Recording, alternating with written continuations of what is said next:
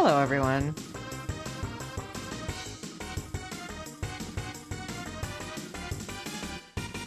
Just 1 second. Okay.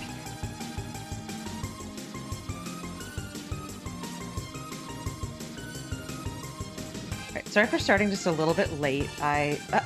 Go get my water. 1 second.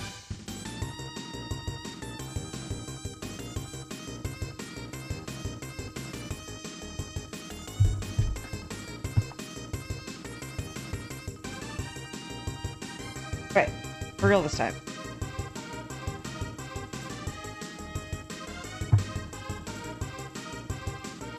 Alright, well, we have Sybil from Pseudoregalia, who looks like that. I got a commission for her. I've made her before, but I am a little disappointed with how I made her previously. So, go like this.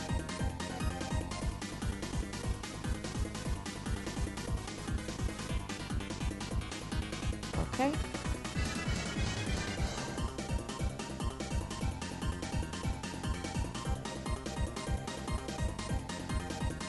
But yeah, she's like a furry. So we're gonna work on that. Let's work on the hands first, which is like, oh great, let's start out doing the hardest thing. But it'll be okay. Kirby 64 invincibility music. Help me.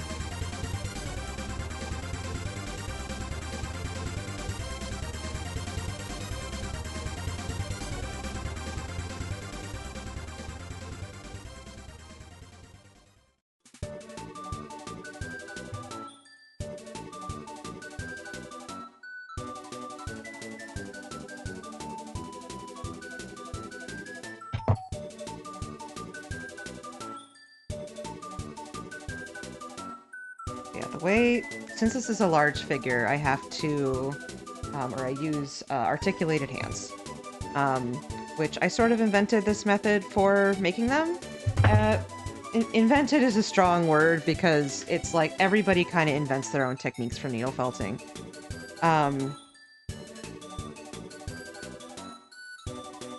But this is the way that I do it, at least.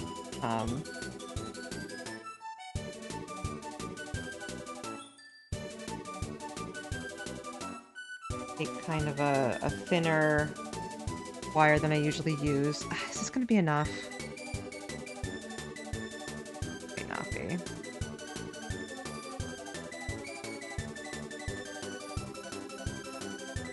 It's tough to know how much wire to cut because, like, it has to be easy to work with. Then it also has to be enough. Got those a little shorter because it's always when you add the wool on, it will be bigger than the armature. That's why I like the armatures for my figures that end up being like 7 or 8 inches tall, 6 to 7 to 8 inches tall. The armatures are more like 5 inches. Because you just add a bunch of stuff on top of that.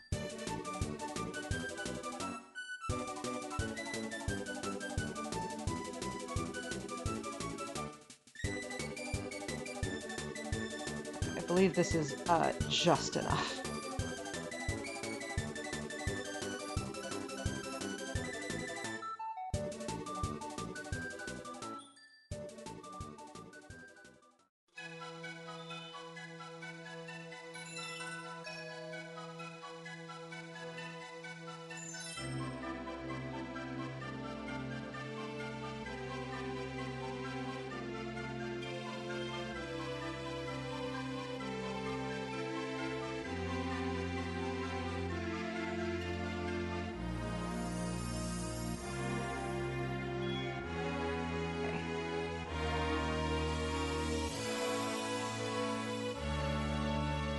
Would ideally have liked to have just a little bit more wire to stick in this place, but like it'll be okay. Okay. That. A little bit longer for insurance's sake.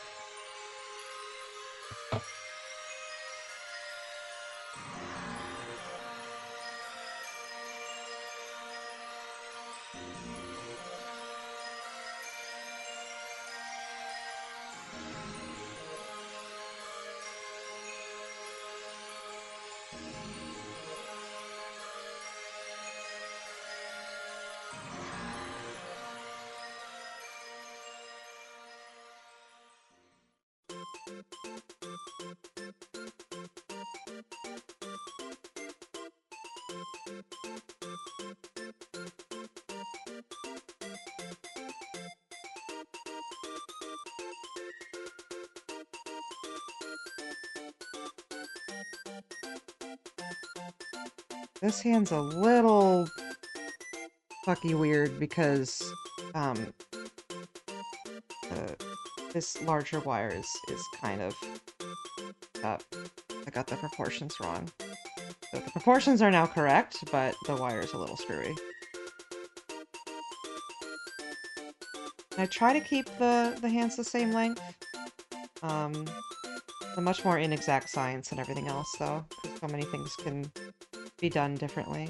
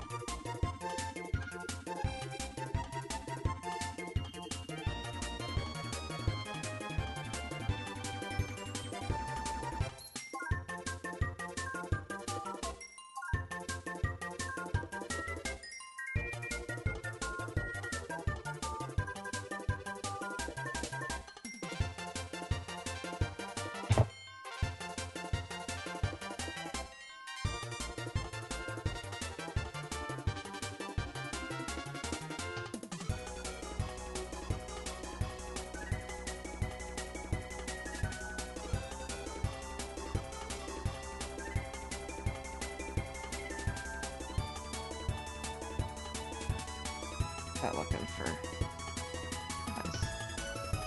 Yeah, it's about right.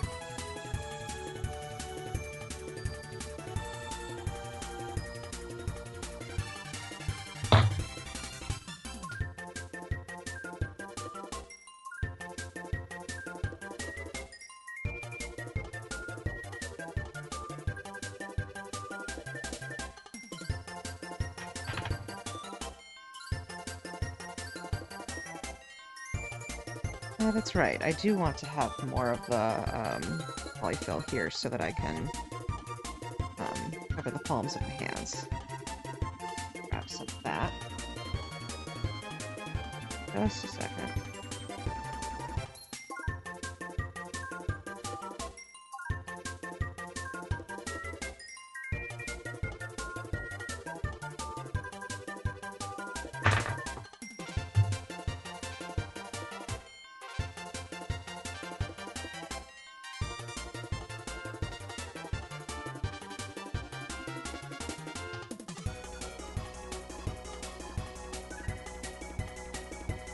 Hello.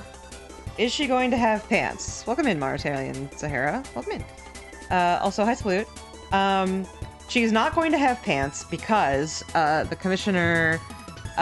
you can get sort of several different variations of this on my store, and you can get her professional outfit, or you could get her regular outfit.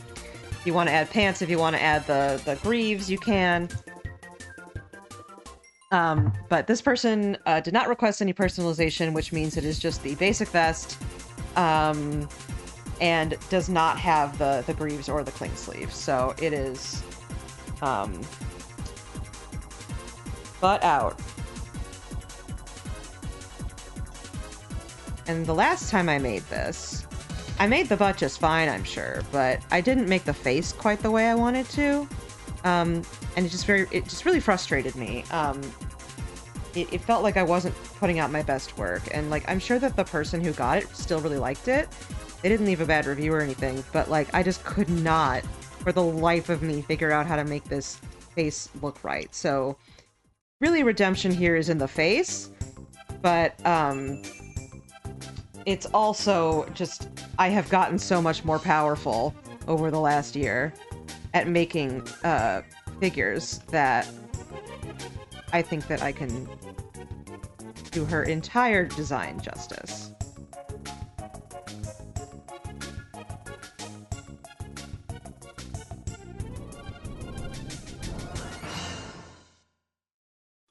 Also, hi, Mr. Ash.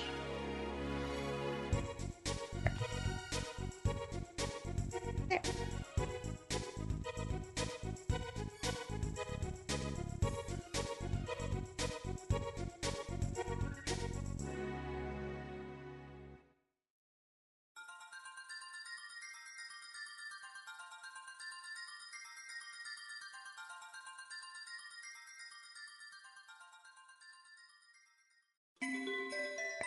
Come on.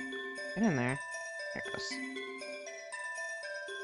So yeah, I kind of, like, add the meat of the hand like this. And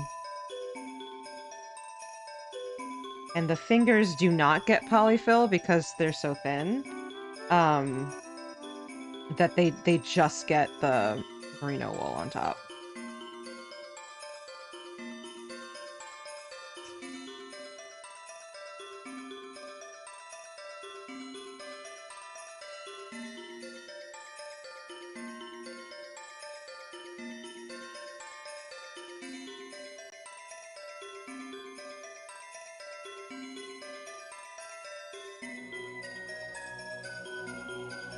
Something like that.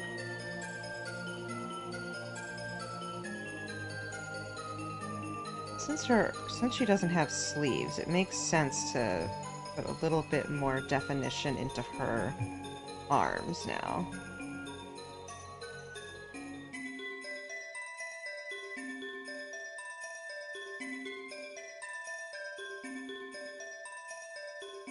A more defined elbow.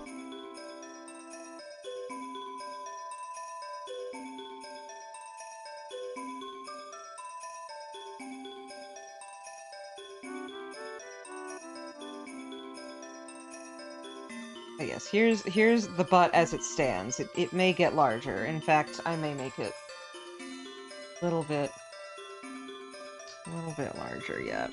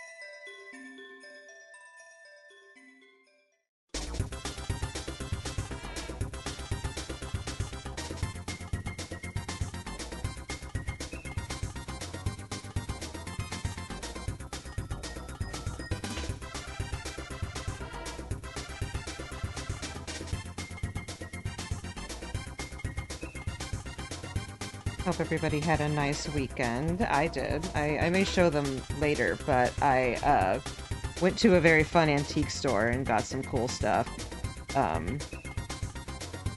It was an antique store that was so big that it was like in almost an entire strip mall by itself. And it was kind of like a conglomerate of like different vendors who had sort of like each their own little area. And the individual vendors were not there, but like this is their little area.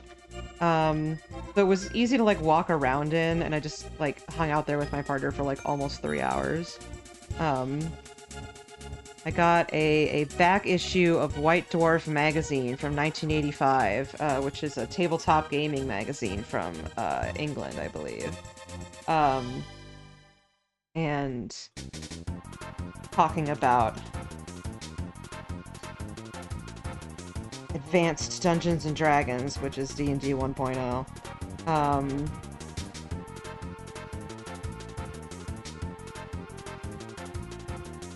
Oh my goodness, hello!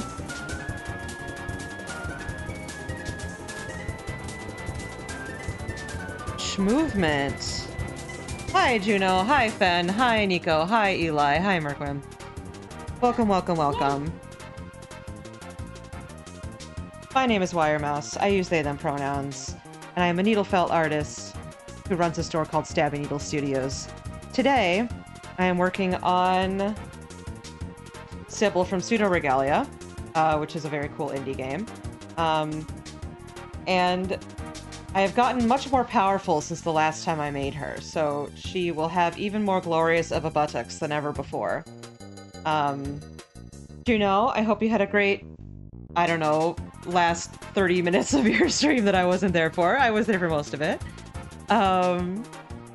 If any of y'all need to, like, take some time off of streaming, watching streams, etc., please go ahead. But if you feel like hanging out, I will be talking just a little bit about some cool stuff that I got at the antique mall. So, Sybil, I am currently working on her, but more importantly,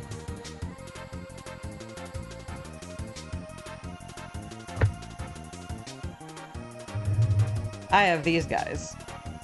So I went to a place called the Ohio Valley Antique Mall, and it's almost an entire strip mall all by itself. It's gigantic. And it's like a bunch of individual booths that are like set up by people and left there. And so there's all it's very coordinated and designed, and it all looks very nice. So I got 3 things. I got, girl artist. She wanted to paint the male figure, undraped. Did painting really interest Dulce Garot? Or was it the bauds and beats, the handsome male models? Or was it the bewitchingly warped women it provided? A bold novel of female perversity. So this is just about a bisexual artist having a great time.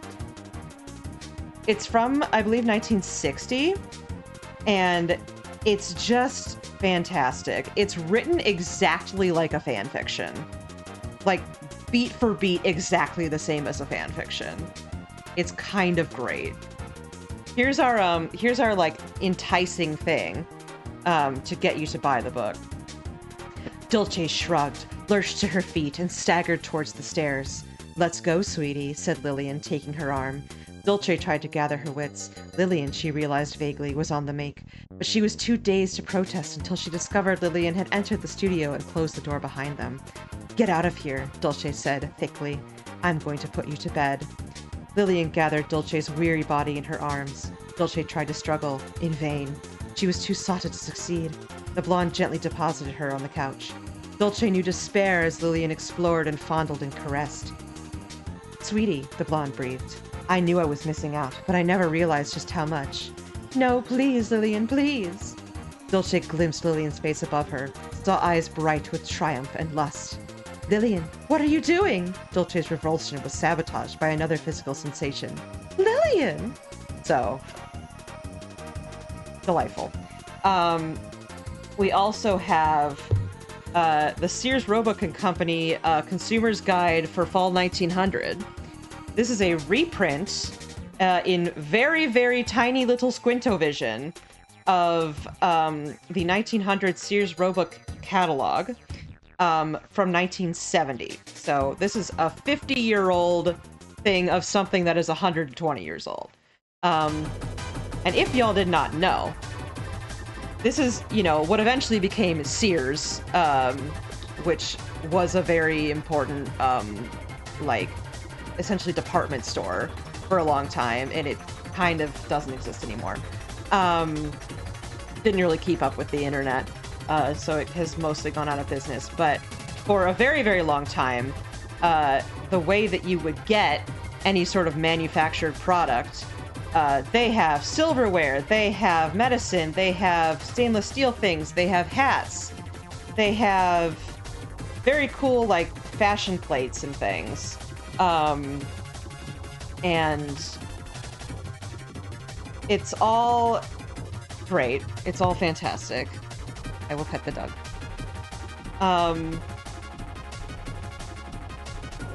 And you would either order these things yourself to come in on the train, or your local grocer, person who ran the general store, would, oh, you check in, you need your ash kisses. I'm so sorry, I didn't actually log in to mix it up.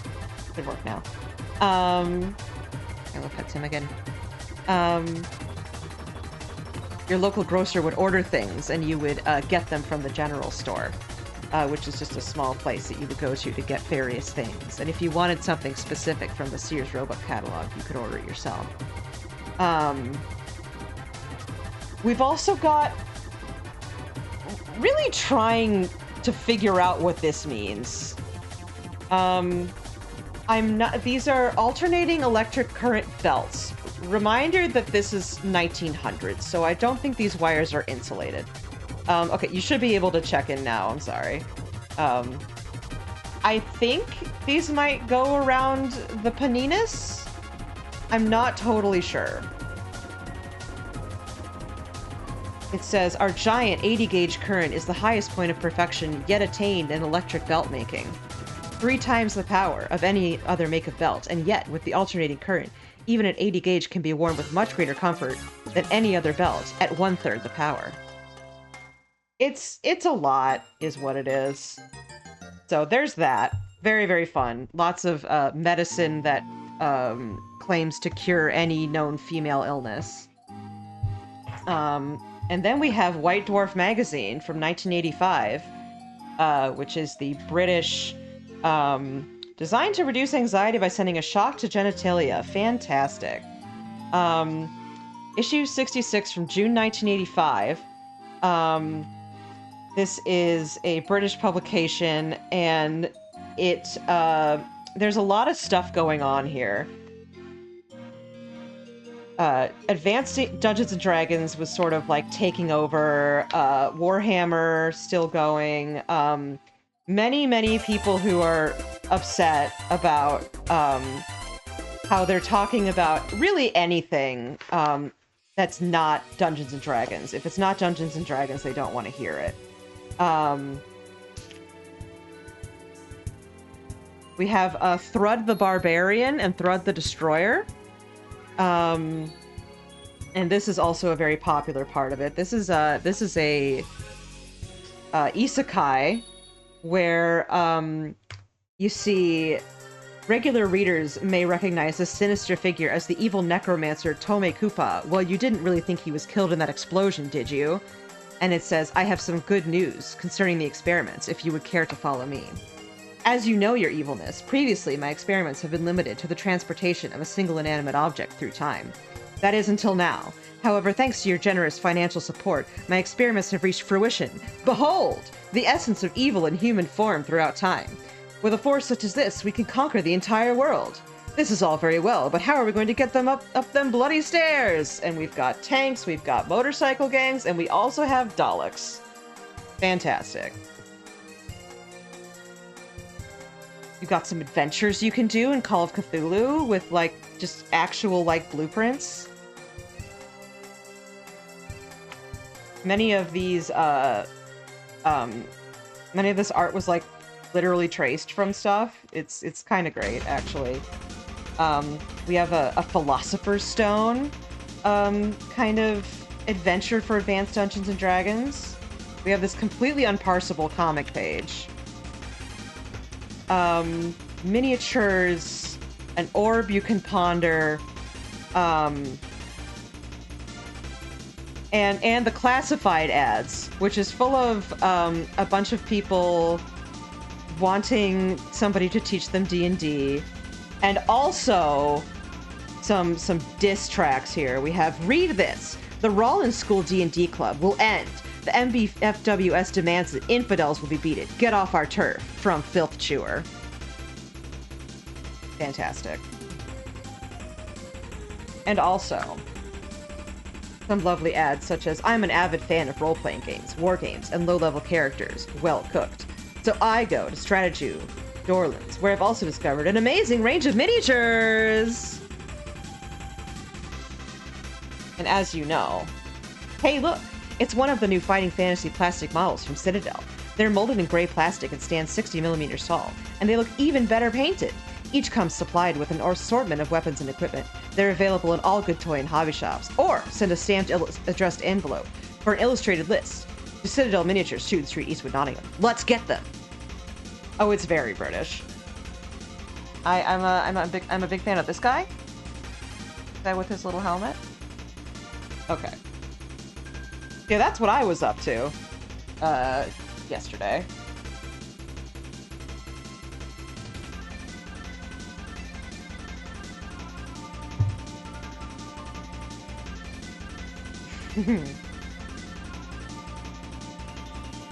And now back to furry business. We have a number of different grays. I for some reason have a large amount of gray. I believe the silver is for her hair. I should perhaps look on how I made it before. What we can do is sort of use a combination of this.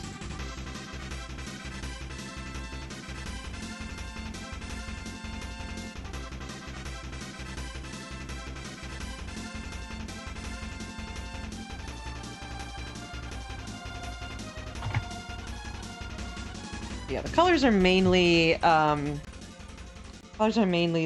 gray, gold, and black and white. And we have our black and white pre-felt that will be for the outfit. And I'm gonna do like a couple different gray colors for the fur.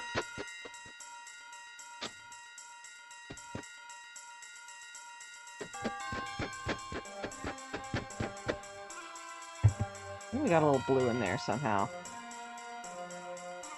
Get out of there. Oopsies. I'll fall over. But yeah, because she doesn't have the greaves on, we basically need to make here down, and then like here, a bit of here, and her head all needs to be that same gray. So let me pull up my references just to have them.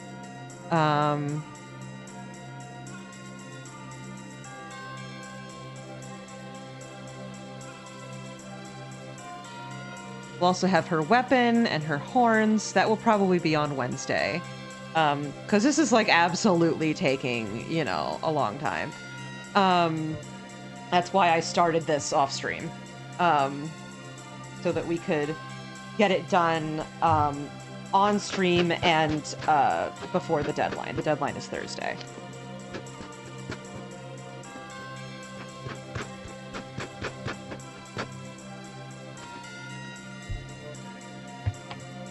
So yes, I'm very sorry that I had to leave Juno's stream early, but you see, I have to get work done.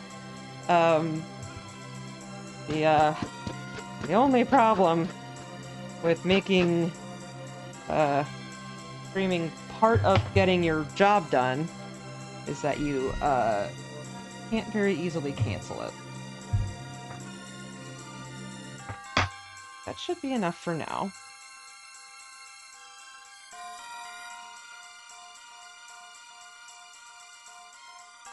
But I definitely want to go back to that antique mall and look at more stuff, because the booth that I got, the bisexual novel and the White Dwarf magazine from had a bunch of other cool stuff. Definitely want to see that. Got our gray, we've got our black, we've got our white.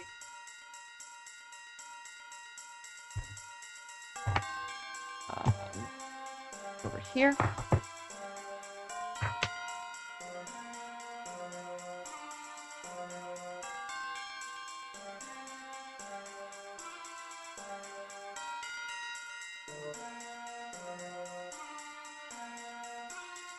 Okay, yeah, I'm always kind of still figuring out the best way to make hands. It's difficult and everybody does it differently. And you know, some people don't bother. Most people don't bother with articulated fingers. I'm one of the few people who does. But I just want to make sure that I'm doing it the best I can to give the best possible product that I can to my customers. Because it is sort of part of my personality to take everything extremely seriously, and this is no exception.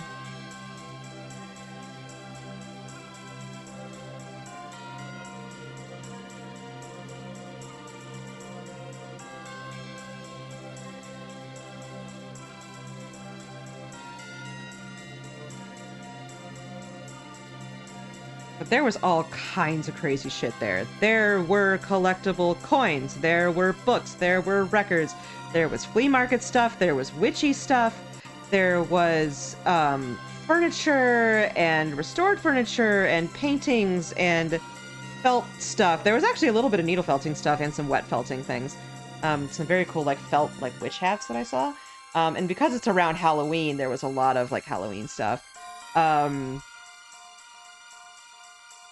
Very wide variety of people there, too. You could also get swords.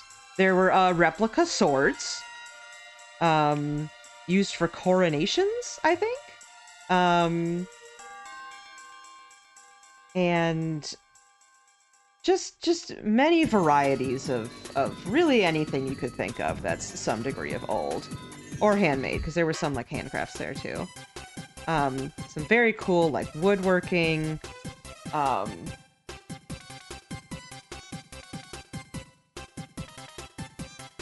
I saw a lot of stuff that I recognized, like the McGuffey readers, which are essentially like very old school reading textbooks to teach you how to read at various like grade levels. And I know that because when I worked at a historical village where we had a one-room schoolhouse, I was in there, and we had some of the very first McGuffey readers. And those are very cool to look at.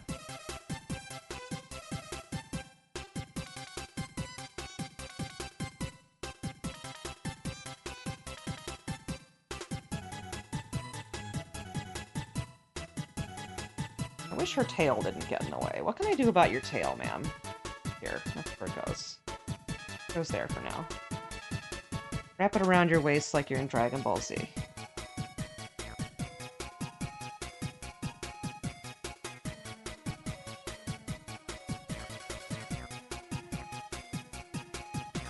But your work is awesome. Thank you.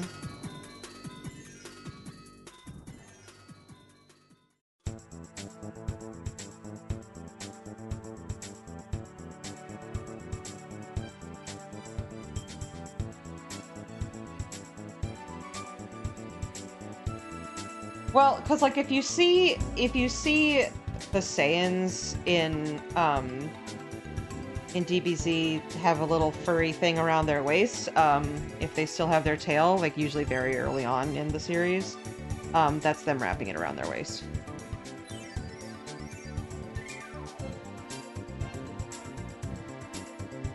That's like mostly Vegeta and Nappa in Dragon Ball Z. Goku does that earlier in Dragon Ball.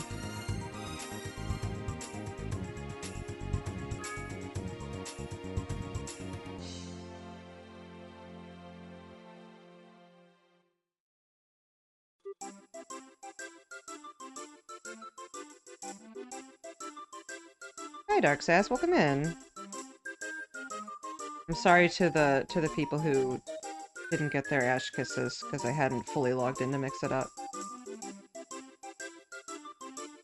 Yes, Goku did have a tail. He had a tail mostly in Dragon Ball. It got cut off later.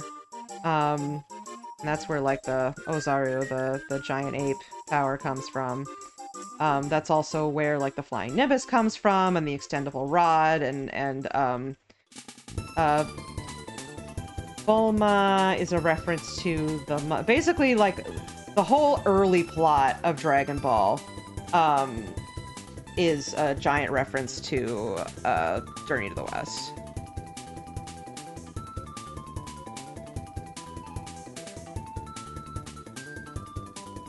Like, Bulma and Krillin, and I believe Oolong and a couple other people are, like, direct references to Journey to the West characters. I don't recall how it got cut off in Dragon Ball. I'm pretty sure that Yajirobe is the one who cut off Vegeta's tail in Dragon Ball Z. Okay, look, it's my raid alert. Monhan is a monkey enemy that references the same thing as Goku. Yeah, there are a bunch of things. If you see any kind of, like, monkey character with, usually, like, there's a specific headband that has little swirls on it. Goku doesn't have that, but a lot of other, like, Son Goku references do that. Sayuki, The God of High School, which is a Korean webcomic that was also an anime. There are a whole bunch of them because it's, you know, a very popular, like, Chinese myth slash, like, story. It's kind of like referencing, I don't know, like Arthurian legend maybe would be the best analog for it. Their tails cut off and lost control of their power. Yeah. But, like, the Monkey King, there's a lot of stuff related to that. I also learned a bit more about wuxia, which is Chinese, essentially, like, Chinese fairy tales slash, like, Lord of the Rings. That's, like, the equivalent. And that's where a lot of kung fu movies come from. That's where a lot of, like, shonen kind of storytelling conventions come from. I tend to forget a lot of, or like, I didn't really learn much of, like, Chinese literature. But also the Romance of the Three Kingdoms, which is kind of a, like, sort of happened in real life, sort of is exaggerated. Mostly know that from watching Ya Boy Kong Ming, which is an incredibly good anime about a character from the Three Kingdoms who's the tactician being reborn into modern-day Shibuya and using his military prowess to make a cool girl he meets famous. And they have, like, a very sweet, like, father-daughter relationship, and it's fantastic. Involving cat heroes named Shonyan? There should be.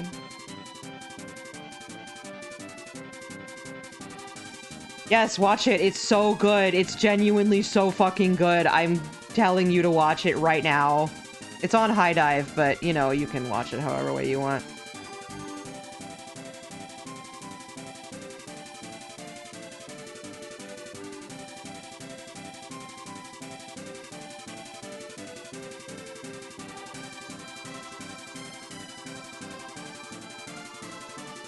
Trying to get this. High Dive, HIDIVE, it's another sort of subscription service for anime-related things. You can get a trial and watch Ya Boy and Kong Ming that way, or you can pirate it, it's fine, it's whatever. But it's just a very, very good show.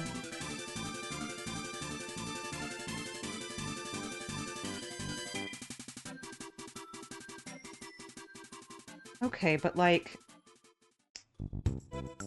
Fine thing. It's difficult to get this to work, and completely cover up the wire.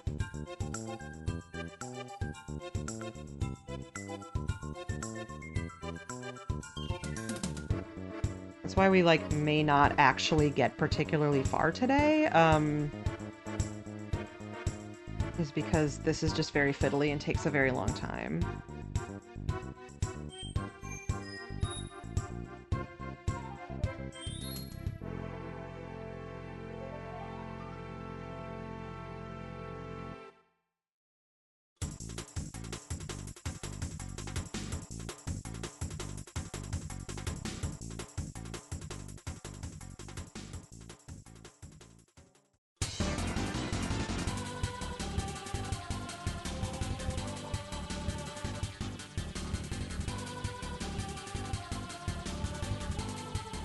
But yeah, sort of like kung fu movies are a lot of wuxia movies that are like filled with these kind of character archetypes that we just don't really recognize as character archetypes.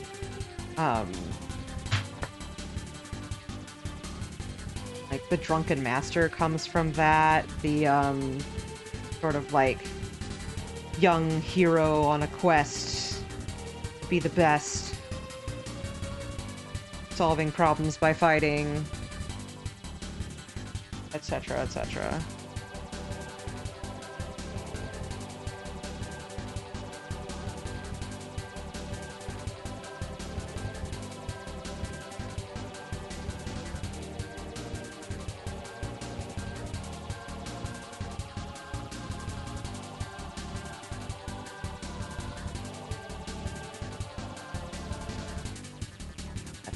It just bugs me because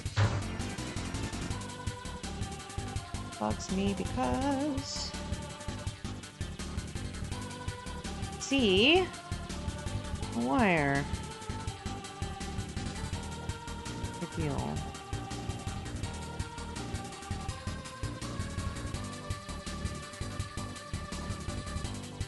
Grew up on martial arts wuxia movies.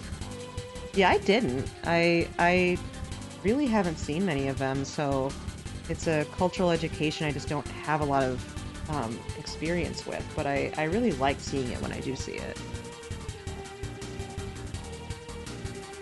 Since I grew up with anime, which is in turn inspired by a lot of that, sometimes it's cool to see where that stuff comes from. Like, for example, Looney Tunes is inspired by a lot of, like, Marx Brothers and Three Stooges movies. And I really want to watch some of those. I think I've watched Three Stooges before, but I have not watched Marx Brothers. Just to see where a lot of those gags kind of come from. That's also why a lot of early cartoon characters... well, there's two reasons. One of the reasons early cartoon characters were silent is because, you know, if it was a silent movie, you could just play the music in the theater and you wouldn't have to worry about voices. But also because, for the same reason, a lot of early comic actors did some very cool stuff with being silent, because of miming being such a long-standing tradition. That when, like, Charlie Chaplin being, you know, able to transfer that art to film, to silent film, and then cartoons being inspired by him, we get a whole long chain of this sort of thing.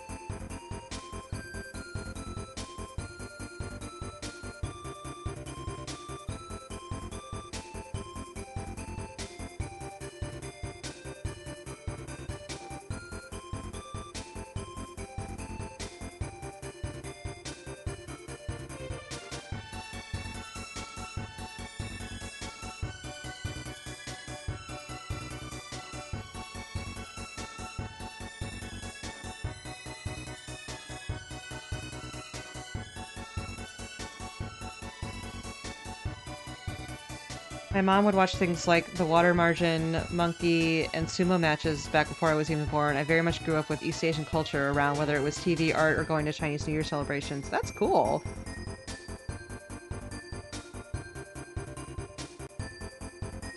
very cool.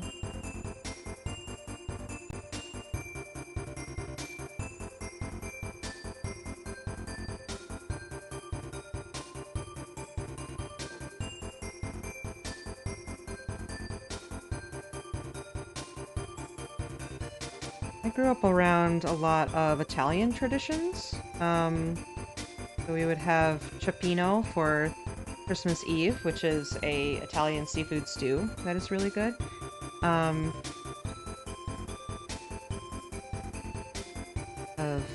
All I'm thinking of is food. Like, really good food.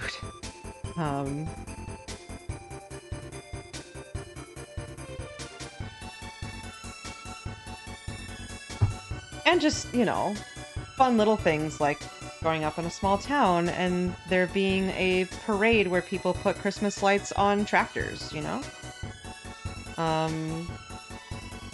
One of those things that just, like, really makes me happy to see.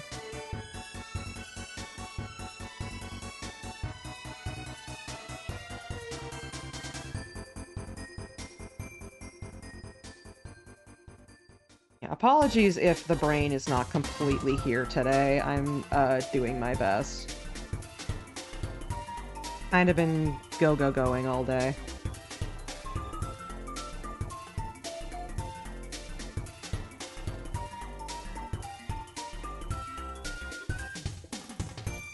Finally getting to watch shows like Monkey, and it's so interesting because, again, it's Japan interpreting Chinese media. Yeah.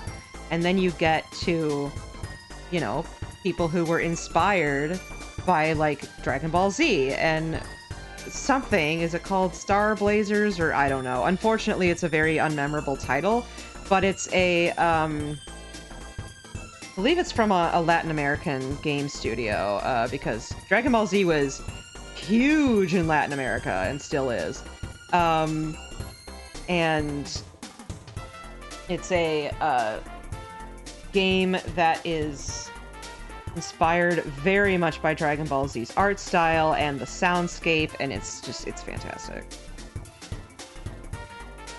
Watching Taiwanese dramas based on anime. Yeah, and then you get, like, the Karazuka review versions of Rosa Versailles, and just, like, you know, people being inspired by different cultures. Lots of, you know, like, Undertale and Deltarune having anime-inspired stuff.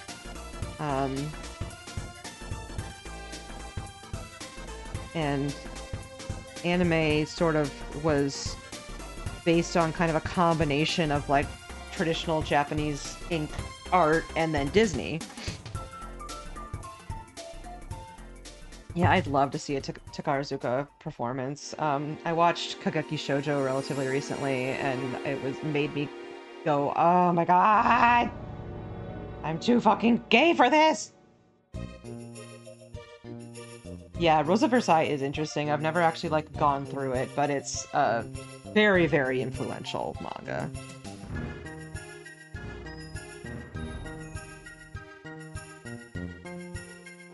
A lot of, like, sort of Rosa Versailles really represents, like, old school shoujo and like what that looked like and what those plots were and all of that.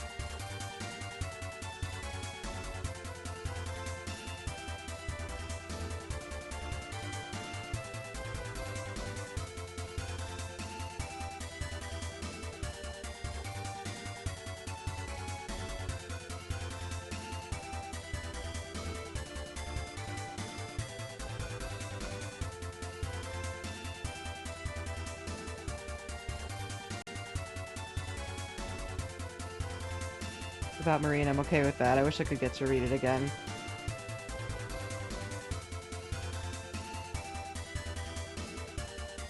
I saw it in Barnes & Noble a couple weeks ago, and I was just like, man, cool that we get to read this.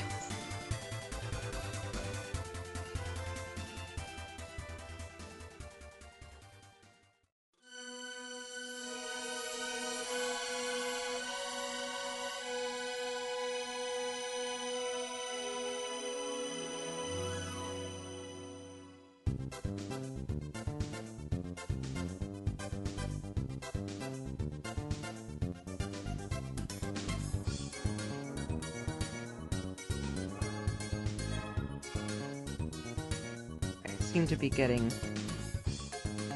Sometimes it just takes a bit to get into the groove with fingers to make them look right the first try.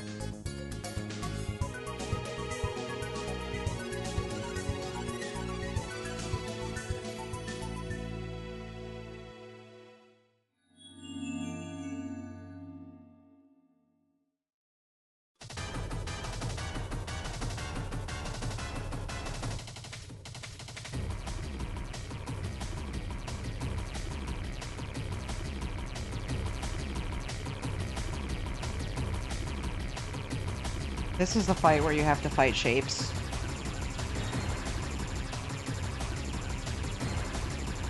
Sounds like a Gen 5 Pokemon game.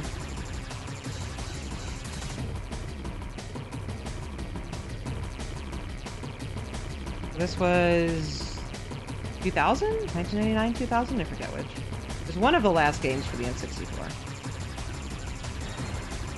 And did not run particularly well on the N64 because it was too ambitious.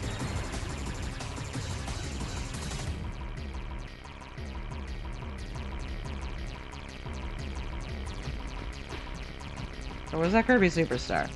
That's Kirby Superstar didn't run on the SNES. Kirby 64 ran fine, I think.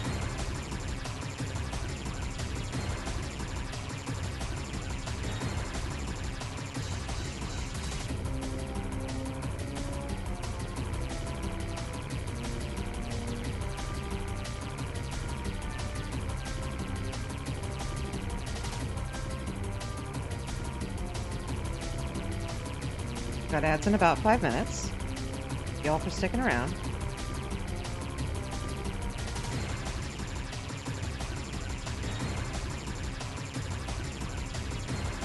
A little bit of the wire showing through. Let me just cover that up.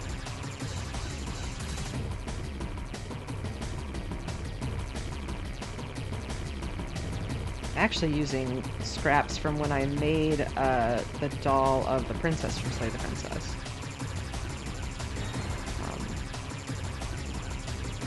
Had the same sort of gray. I made it in grayscale.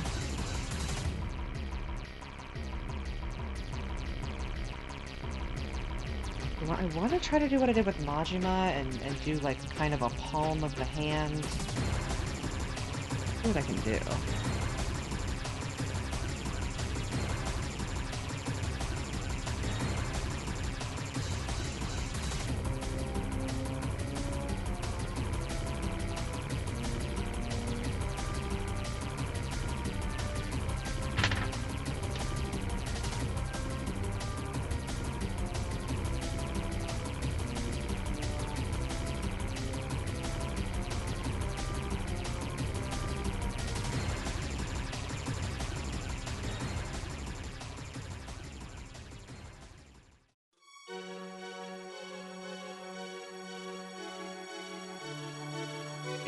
If I do the thumb there, that works. I don't necessarily need the other side.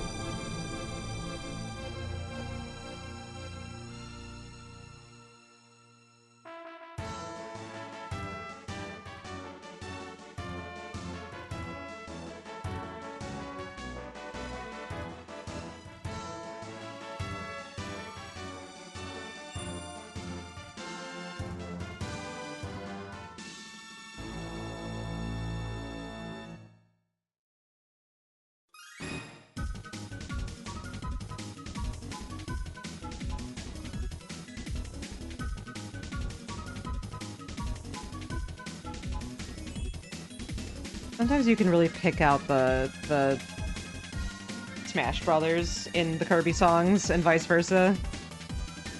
I don't know if it's exactly the same composer, but it is the same director, so maybe use the same composer.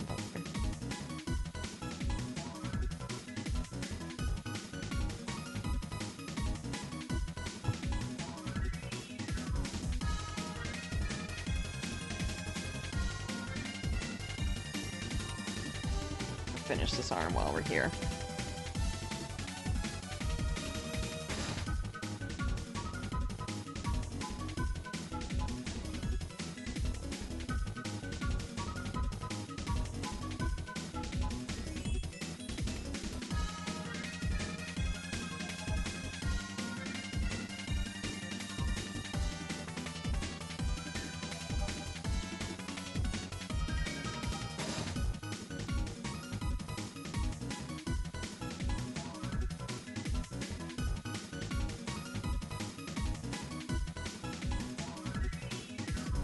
here.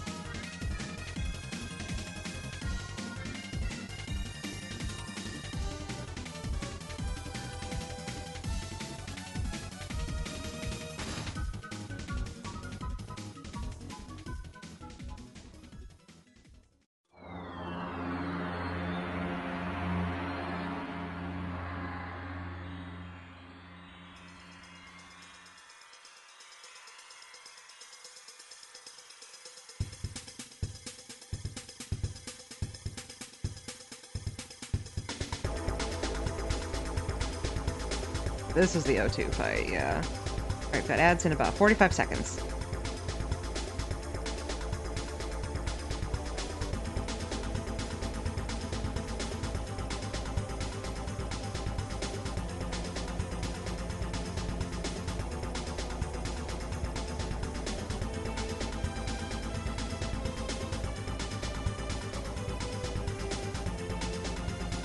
There's sort of a few different ways of illustrating, because Pseudoregalia is a very like low poly N64 style game. So what's on her arms, like bracelets, is a little bit unclear. I'll probably try to do those. Well, I guess what did I do before? I can look at what I did before. Probably not worried about that right now though.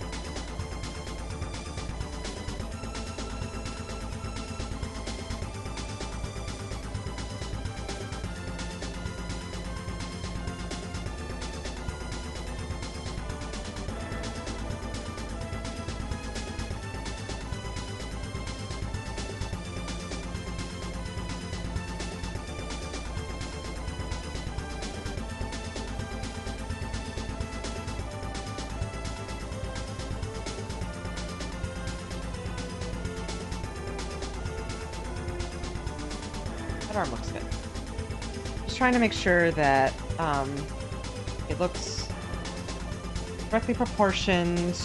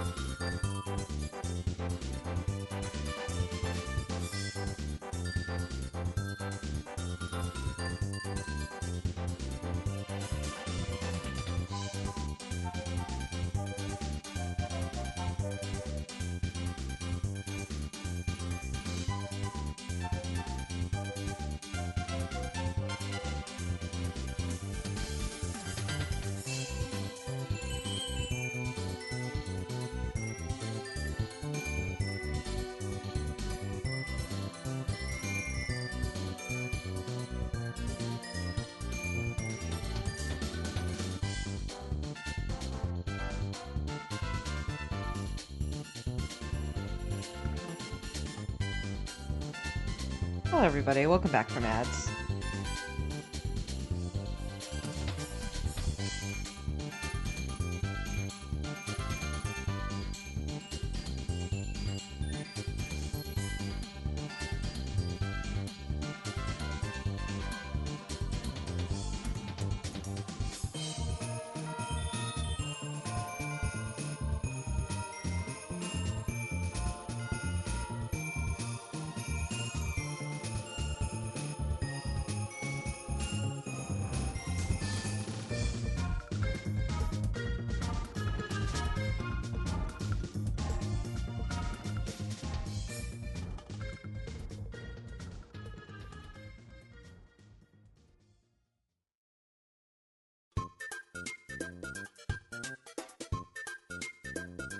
I'm gonna try to go for 3 hours today. I'm just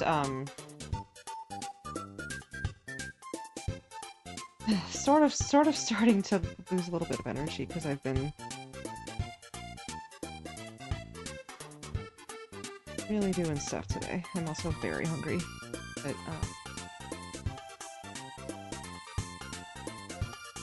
might take a break for a snack. We'll see.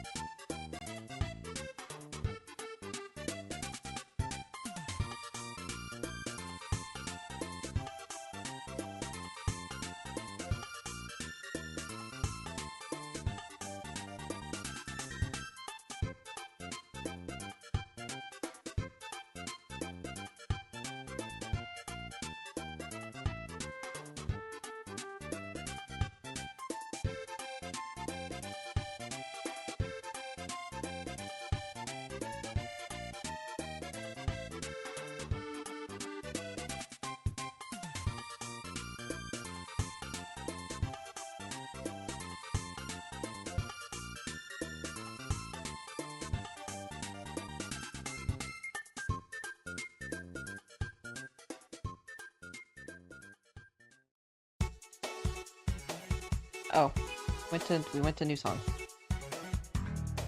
I mean, that's fine, but what can we do?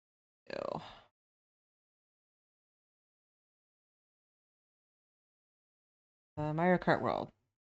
Save me, Mario Kart World. Mario Kart World, save me.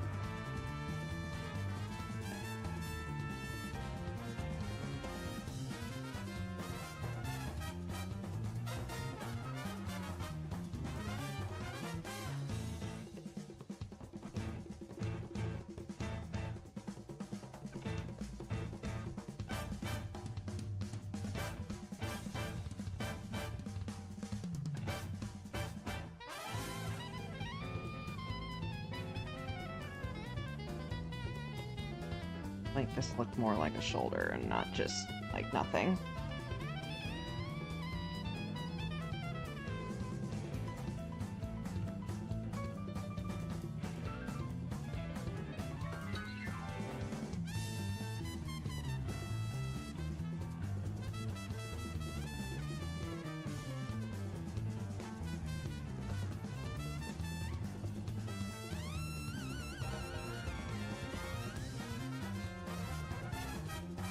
Looking better.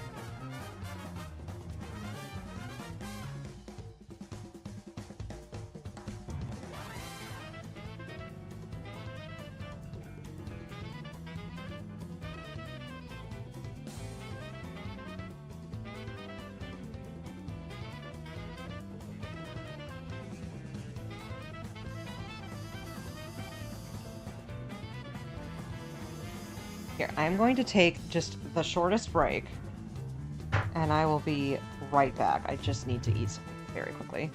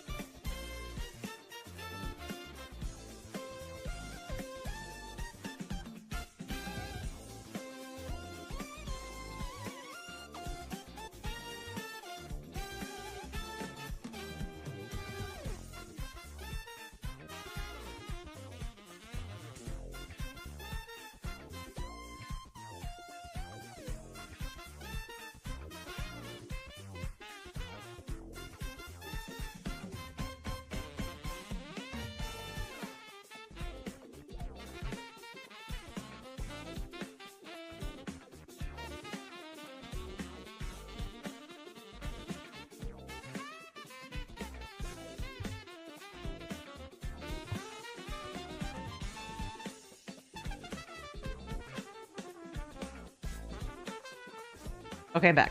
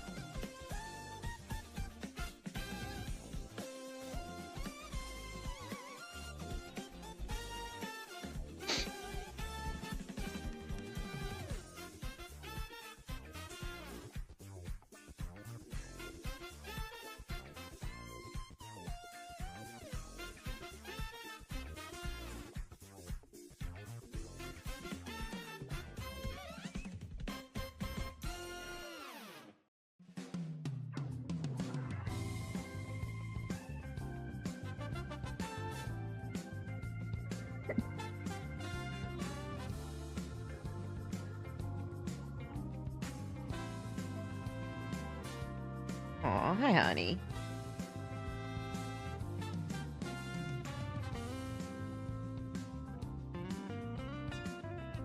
Hi, little dog.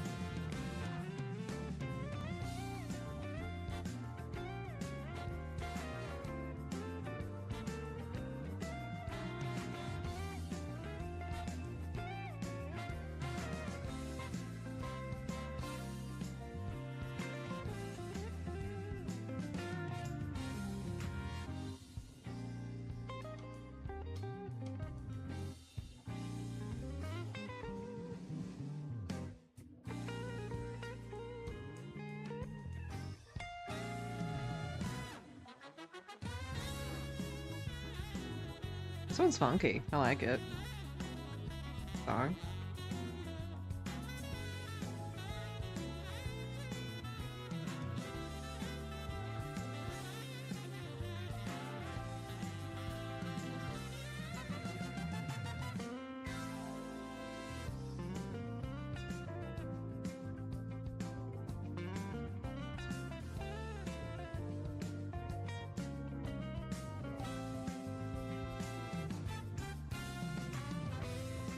It's looking like it'll be about the same length. That's good.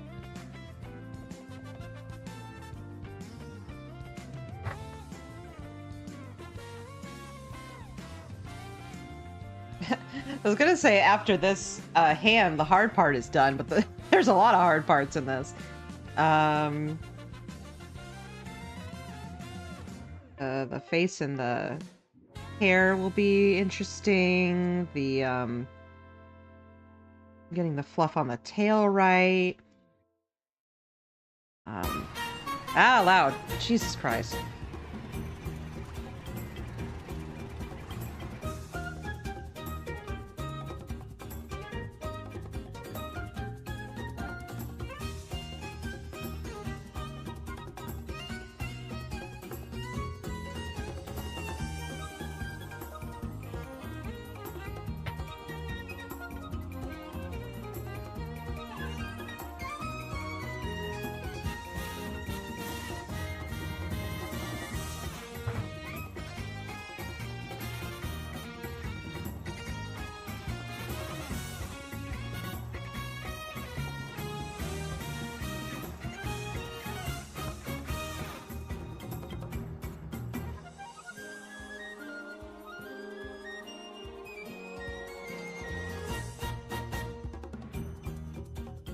If any of this is too loud or anything, let me know.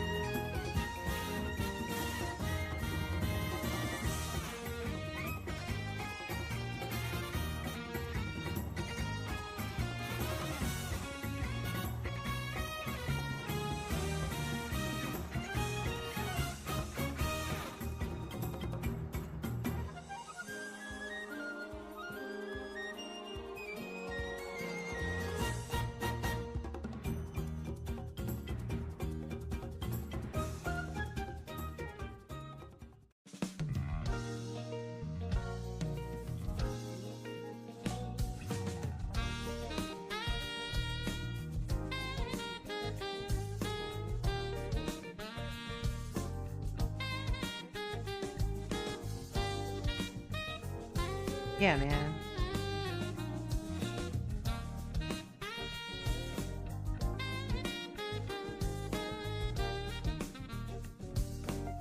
This is a vibe. This is the vibe right now.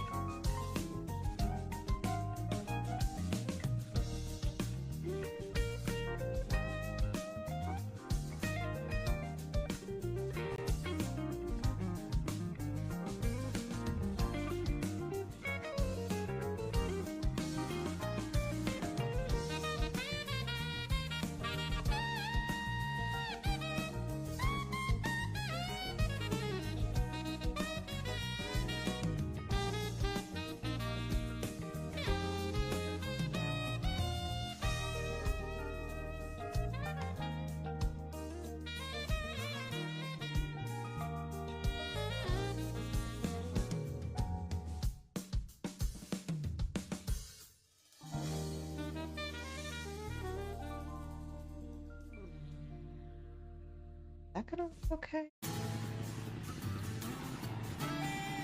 Yeah.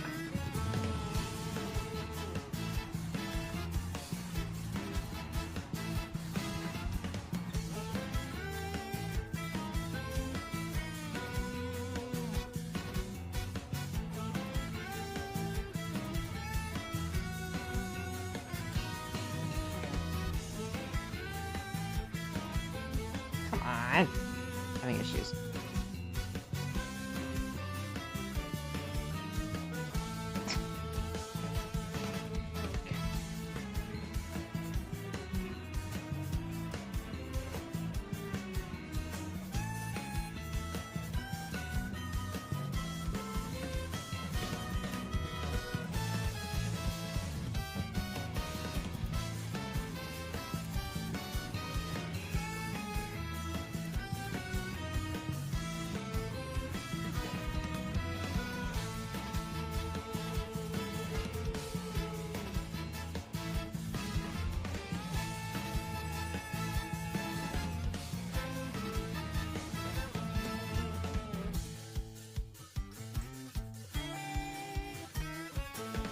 The side has kind of stubby little fingers, but that's okay.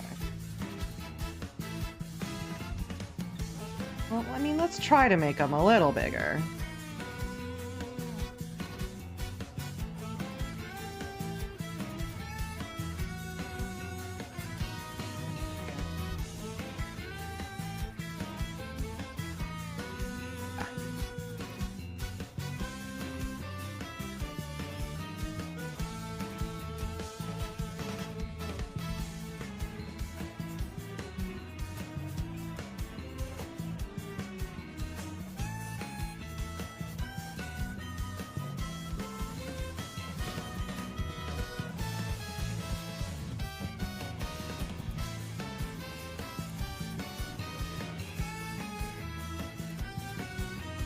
Does she hold her weapon in her left or right hand? I think right.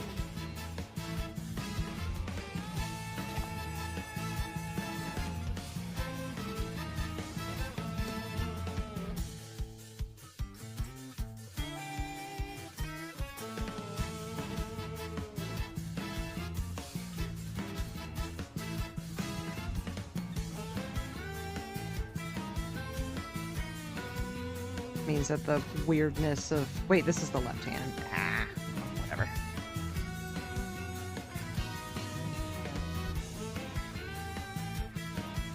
It doesn't look weird, it looks fine.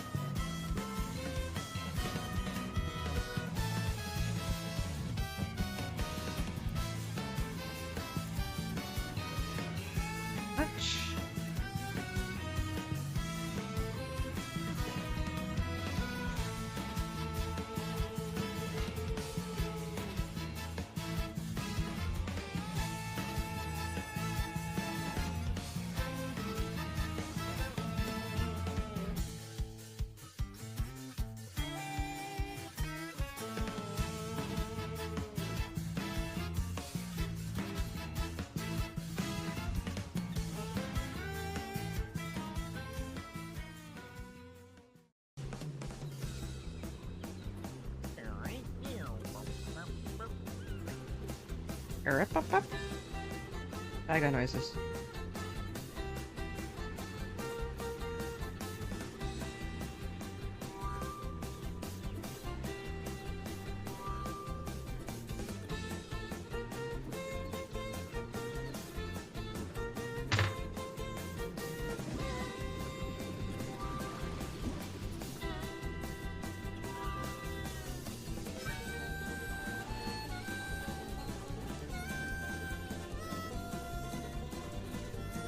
Love a good Shy Guy noise on a day.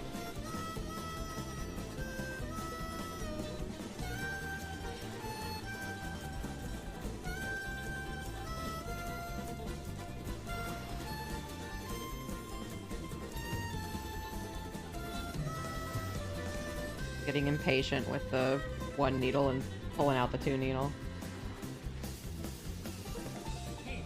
Not really advised for things like fingers because it's scale work, but well, it's fine.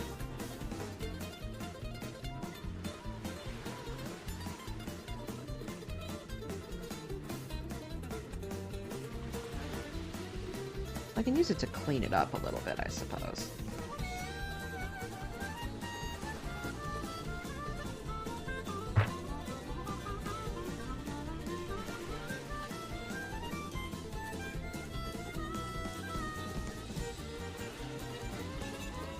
Most important thing for the one needle is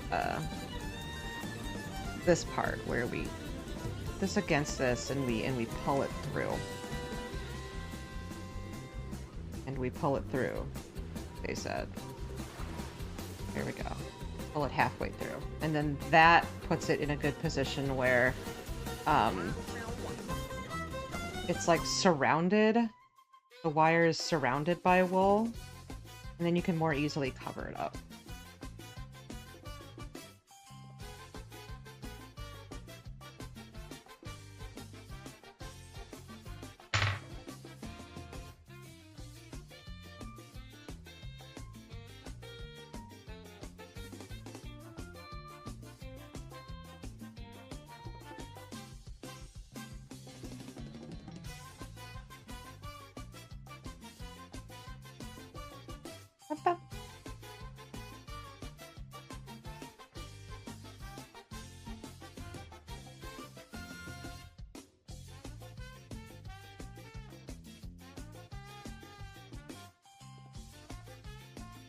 For all the lurkers, I appreciate you.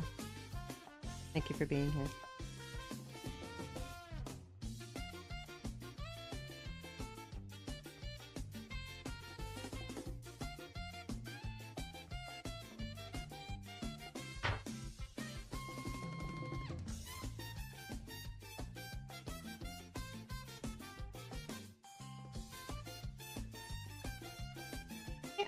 looks good.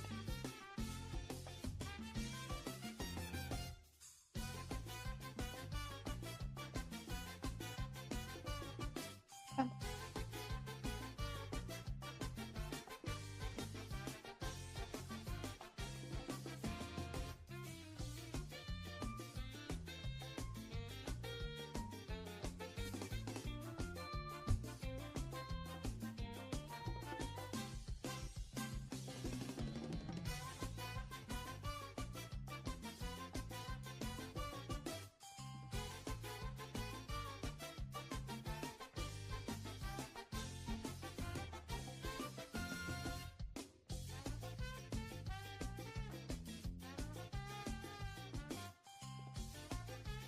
Let's cover this figure's entire bottom half with this gray wool.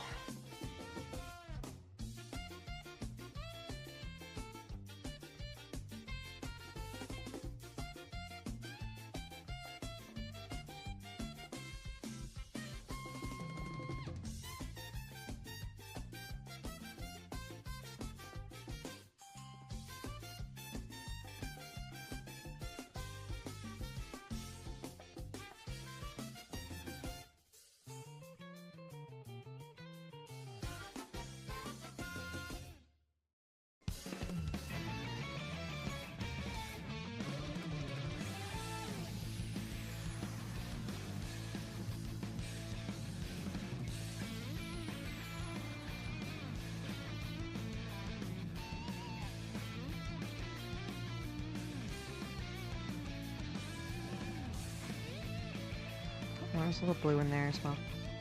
Way to get that.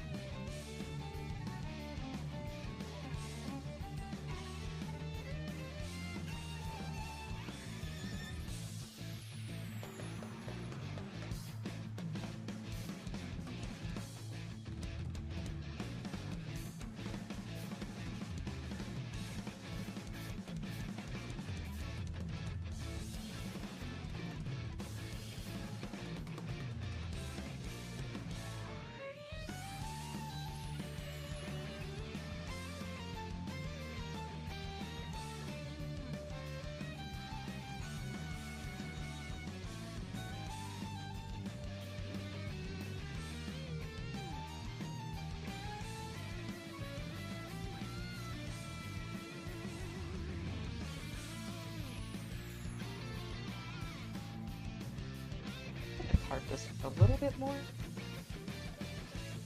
Mixed very, the colors aren't mixed very well.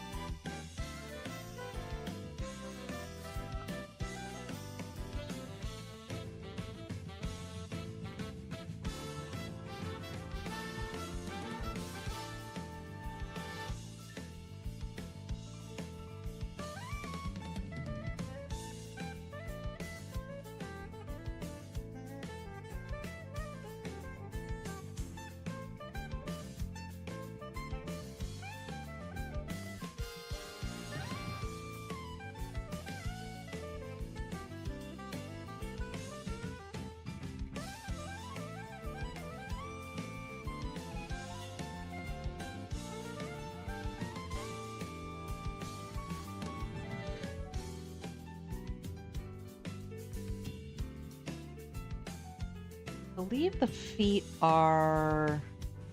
She's like a goat lady. And I believe they have black.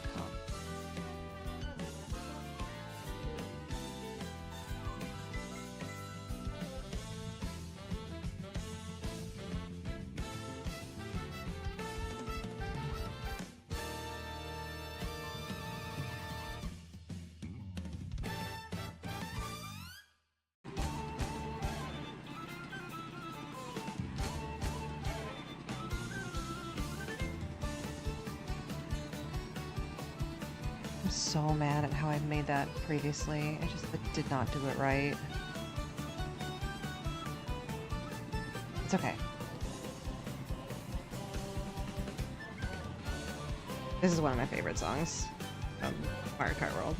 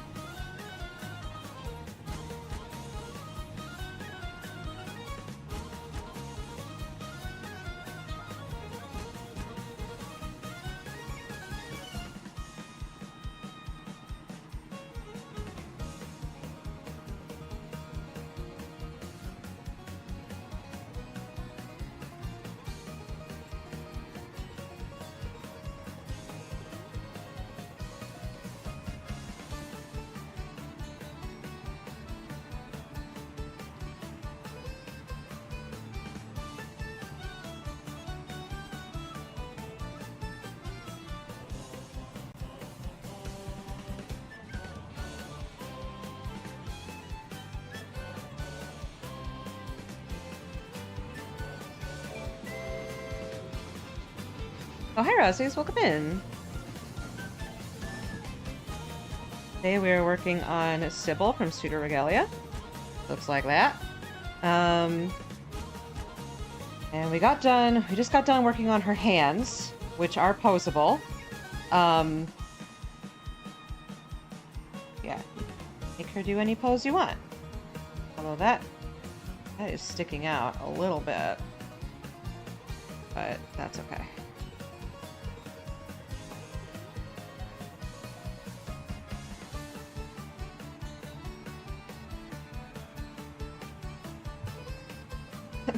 Rossi, whoever you are. Yes.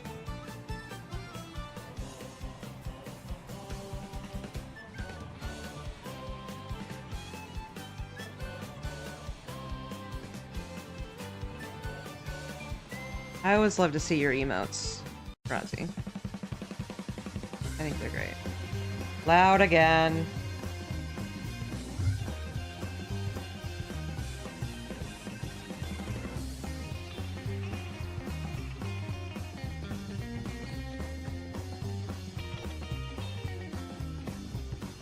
Here, you know what?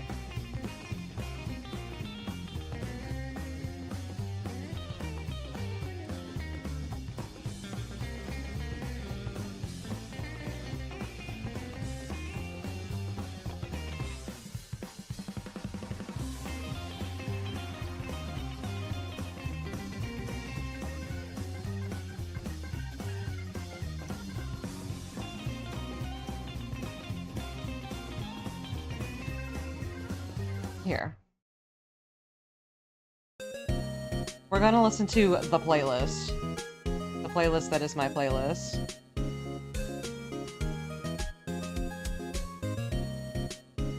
And I'll just have to pay attention to if we get to an anime song, which, from this point, is...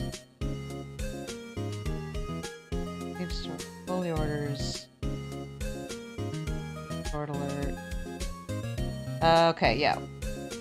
After Candy Factory. Cool. Pets. Pets, pets, pets.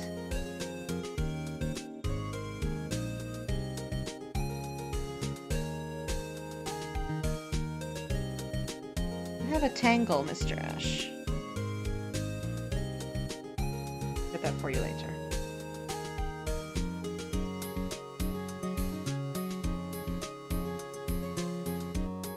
Yeah, I needed a little Turnabout Sisters, I think.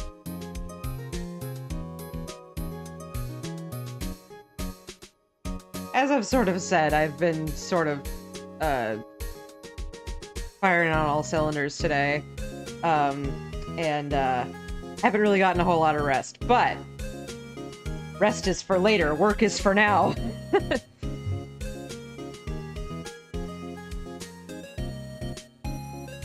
This is unfortunately a commission that has a due date, so I can't just stop.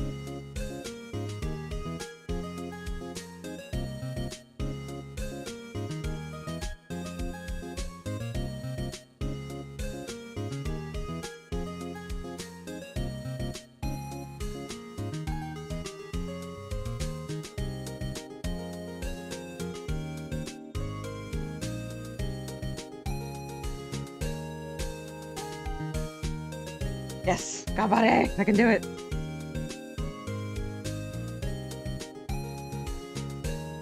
I've been very busy with commissions lately, which is delightful. I love it. It just also means I've been very busy. So, like, I don't have any after this, currently. So, maybe next week will be a little bit more chill.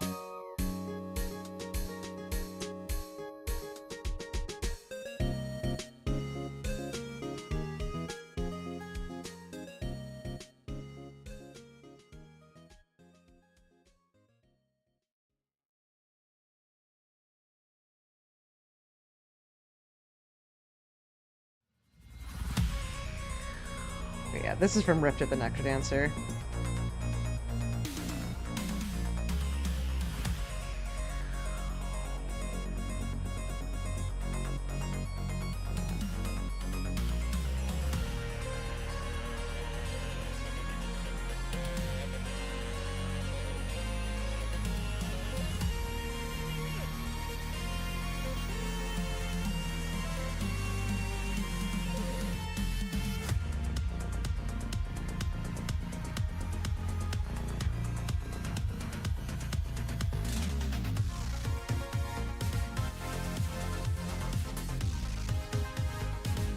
Trying to make the animal legs. I think I'm doing it okay.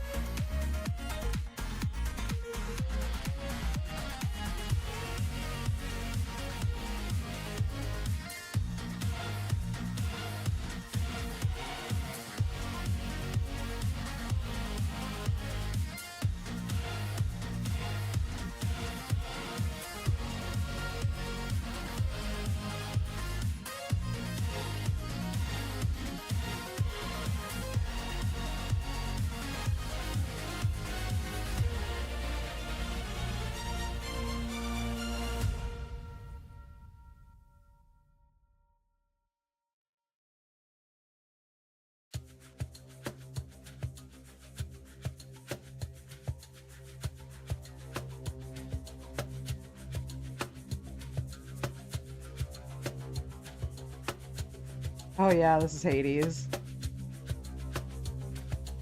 Hades 2, coming out in 1.0, very, very soon. Not a Hades player, but maybe I should be. I'd probably like it.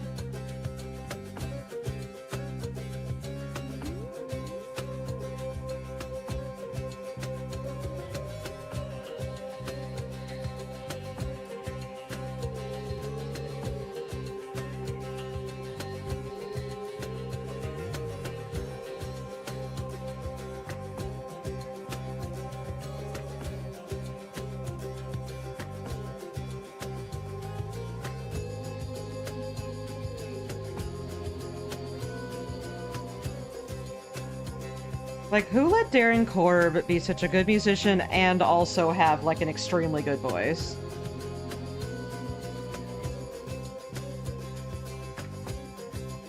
Because he's the composer and he voices Zagreus.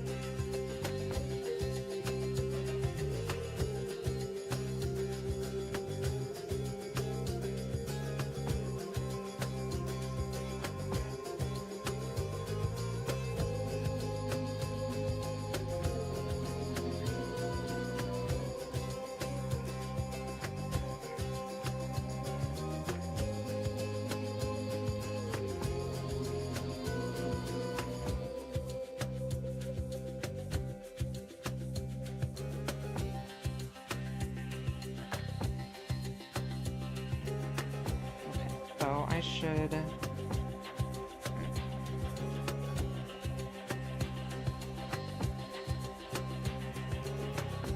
Animal feet. I am trying. Digitigrade legs, I believe is what they're called. You have those, Ashi. I have what? I just have normal legs, Mommy. You're the one who has weird legs.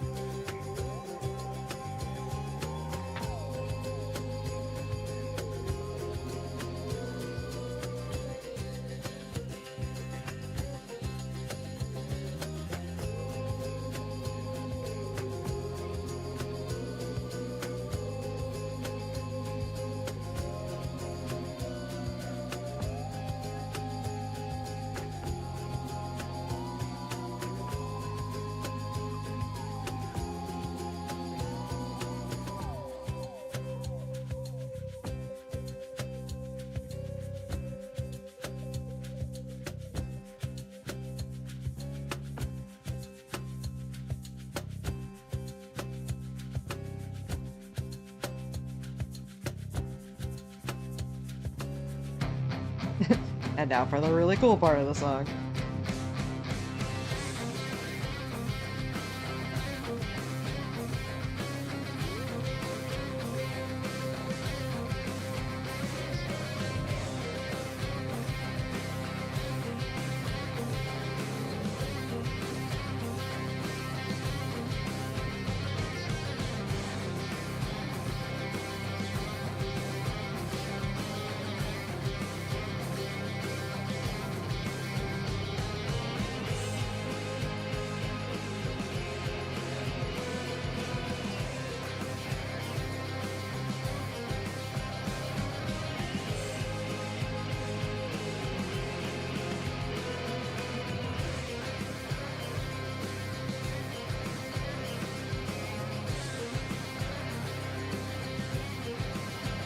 Got like cloven hooves, so I'm trying to get the hooves and then I'm gonna give them a cloven.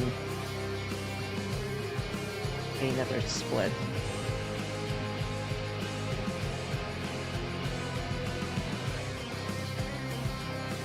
She's like a goat rabbit or something. Even the creators aren't sure. They're like, well, she's a goat rabbit. Don't worry about it.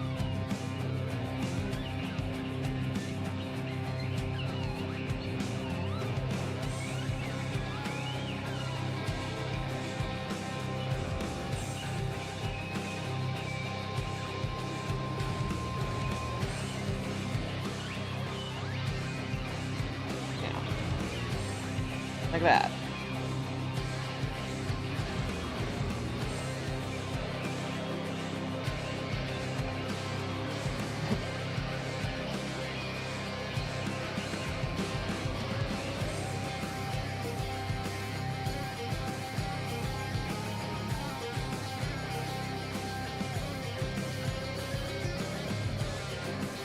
It's a little strange, but like...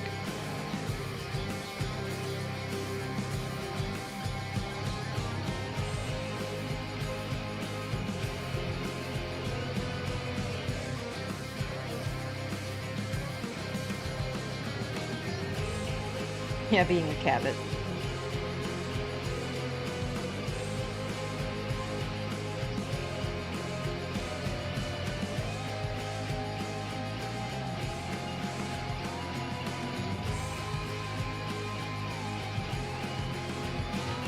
Now, 2 card more wool. More of this.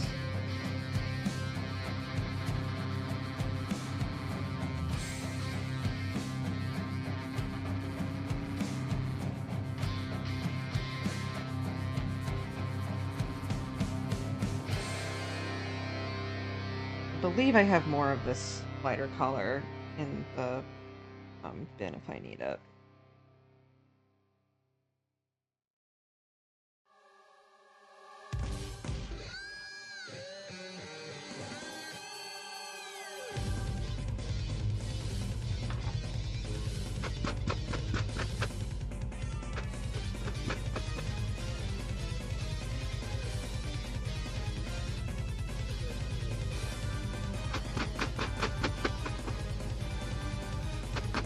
Yeah, Pseudoregalia, I've seen, I believe Barry played through it, and then I've seen a bunch of speedruns of it, because it's a very schmovement kind of game, hence I'm assuming the raid message. So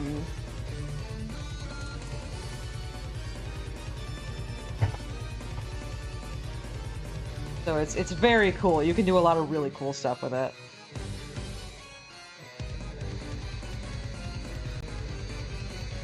And I mean, this was originally I made her a different one of her outfits for the very first GDQ that I submitted prizes for, which was AGDQ 2024.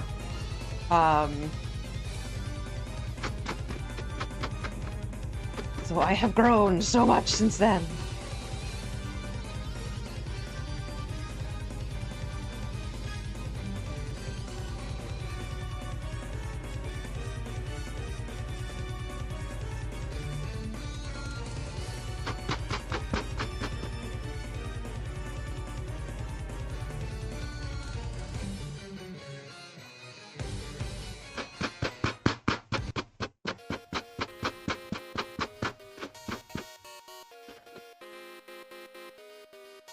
Maybe Jacob and Julia did it too. I haven't watched them for quite as long, but I've been really getting into watching them again.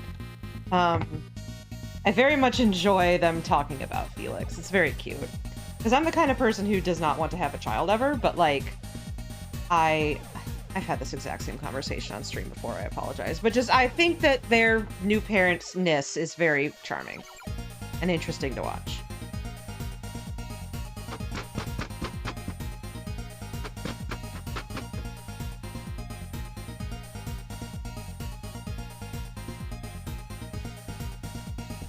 Also obligatory, go straight. Streets of Rage, I would never.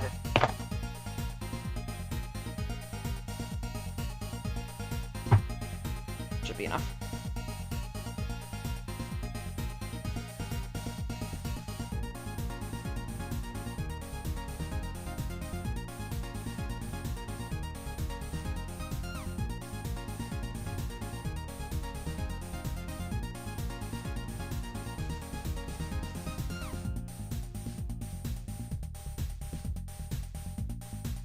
Got ads in about 2 minutes.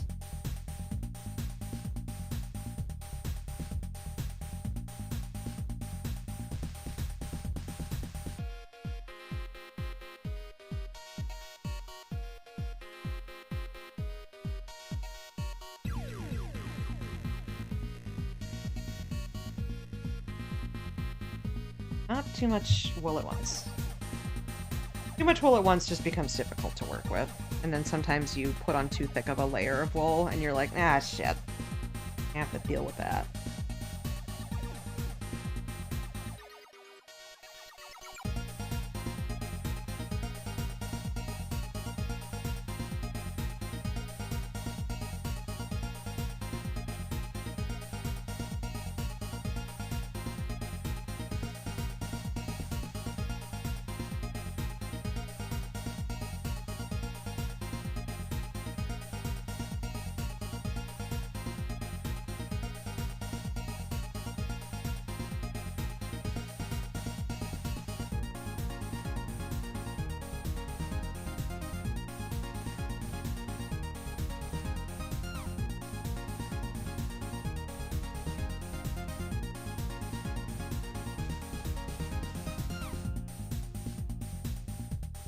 Goatlish movement.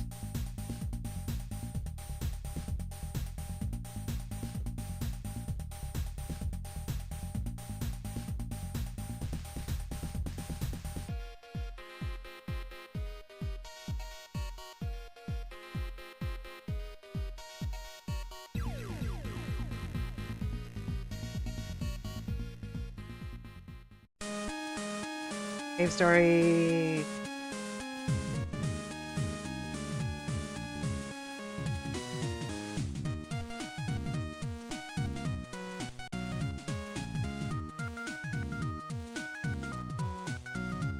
Feel weird pulling your tail up.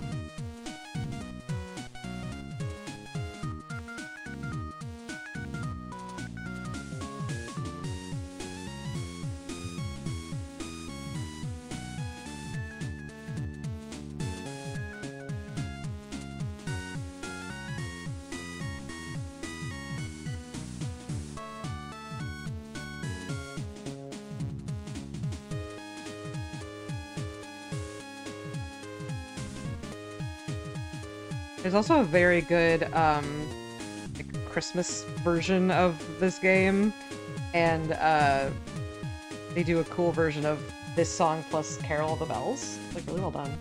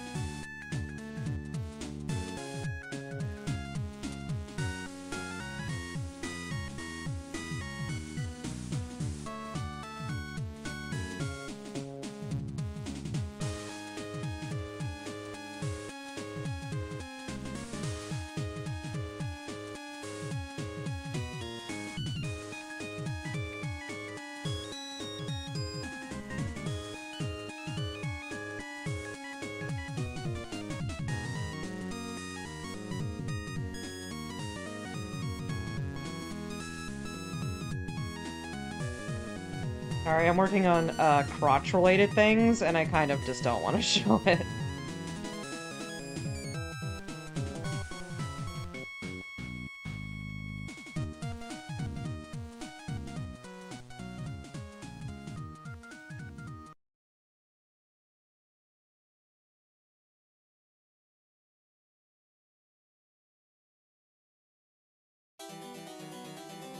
That'll work.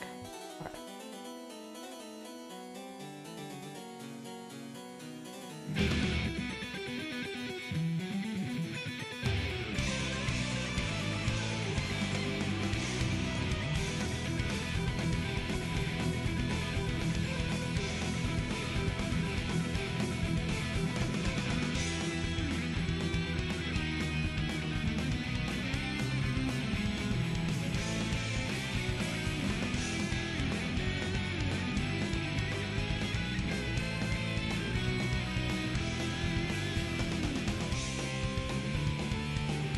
This part of the song sounds like Tales of Symphonia to me. It's Guilty Gear, though.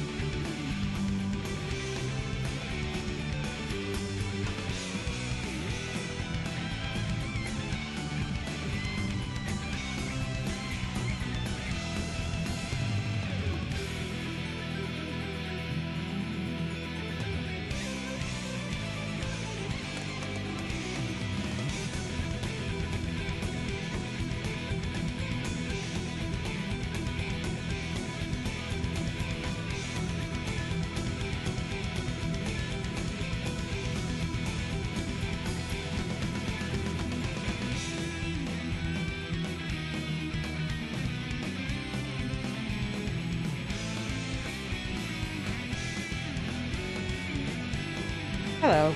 Welcome back from ads. Sorry if you got weird ads.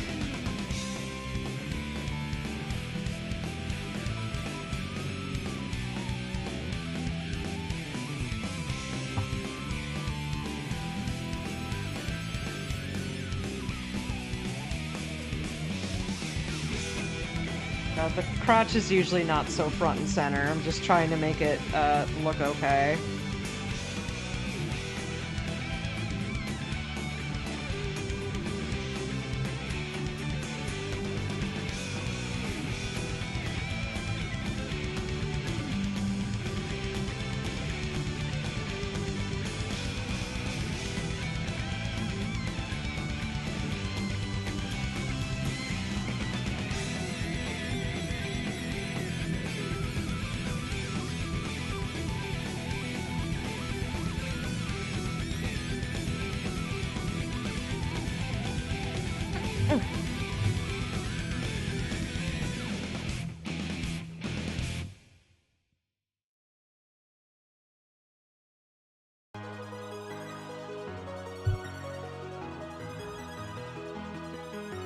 Oh, hopefully this doesn't get claimed. The only other song that got claimed when I played my playlist last time was a Kingdom Hearts one, and this is also Yoko Shimomura, so we'll see.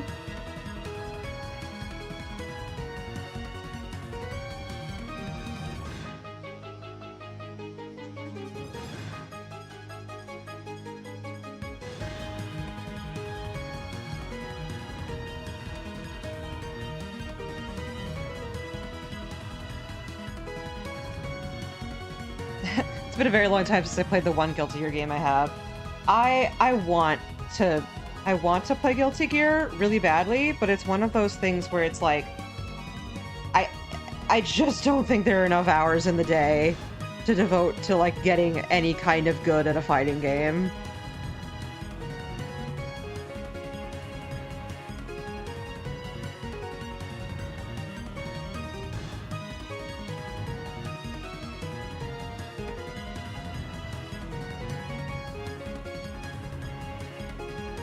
Like, I've had all of the Smash games, and, like, you can play those casually and be perfectly fine, but, like...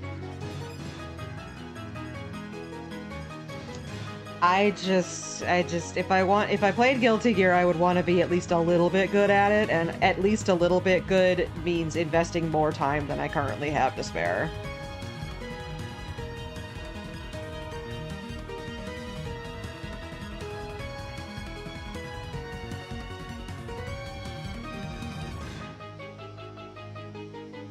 I get nothing done.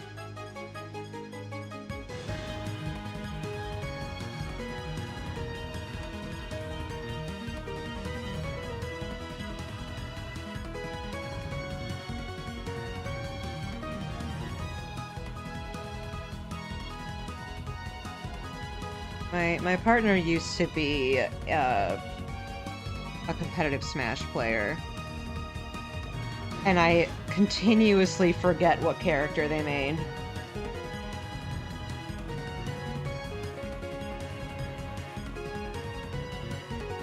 I think it's Yoshi?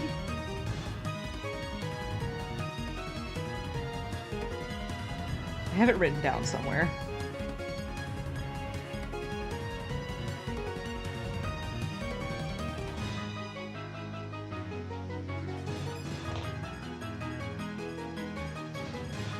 Yeah, I had Soul Calibur 2 as a kid and loved that. Talon was my main on that one.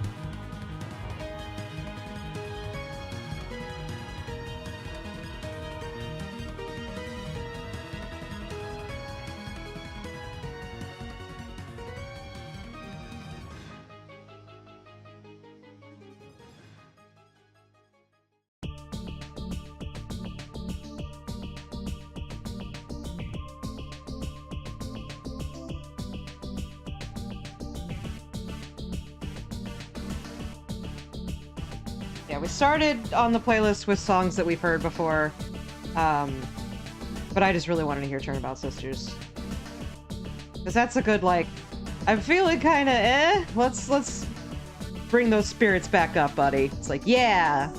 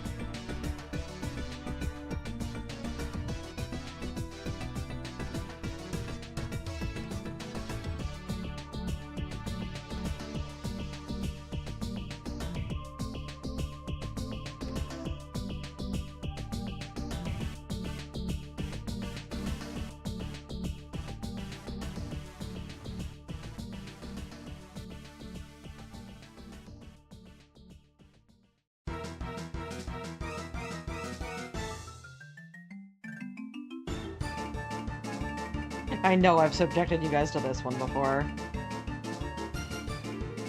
Sephiroth, but in Mario and Luigi.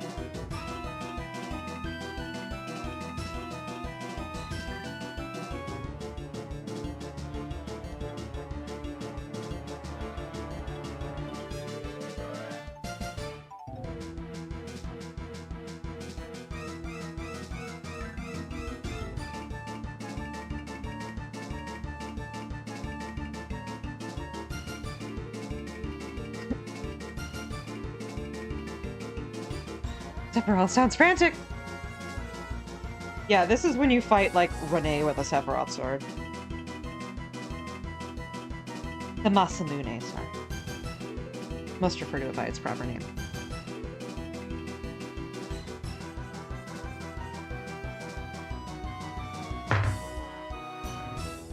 A gentle painter who uses really long-handled brushes.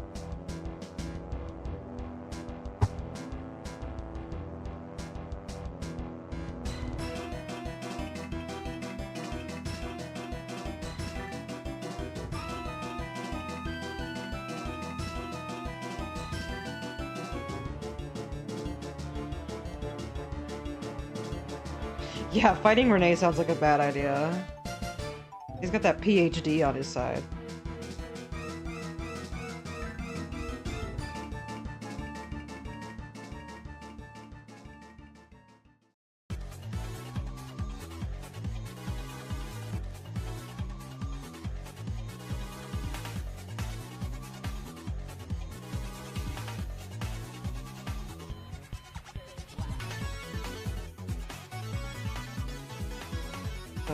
Really, really good Sonic Generations version of what is it? Chemical Plant? Yeah. Like Mania, sorry.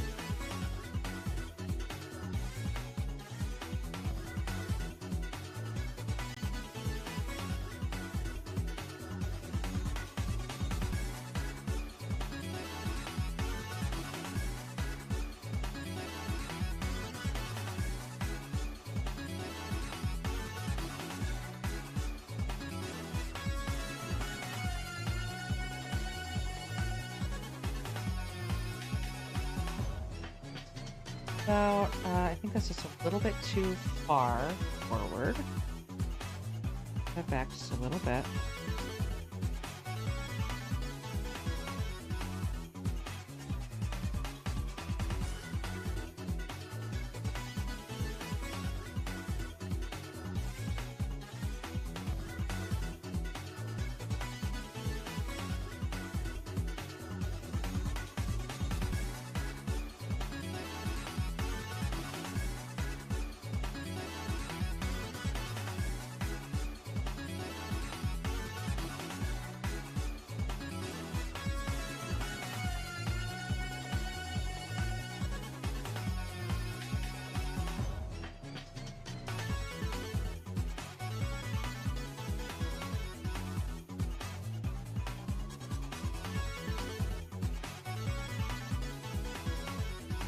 Oh, I only just this second got that Sephi Ross is Bob Ross. I was just like, painter? That sounds like a good idea. It's like, oh. I think I was just caught on the fact that there's a painter in Kirby 64 who I like. Her name is Adelaide, and she's very cute.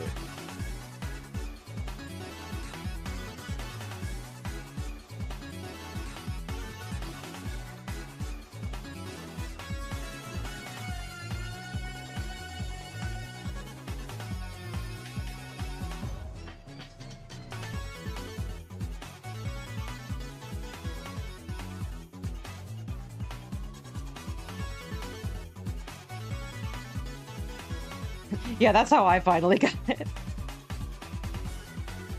Looks like you're a few beans short of an enchilada today, huh, Mouse? No, I'm not.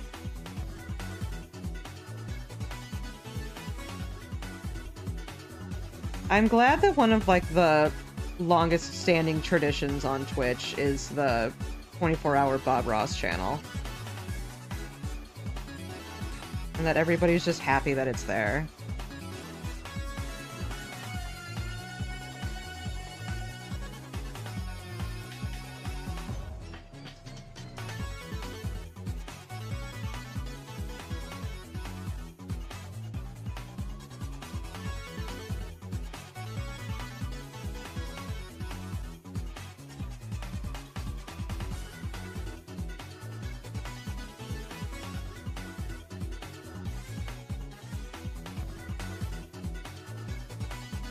Grew up watching him.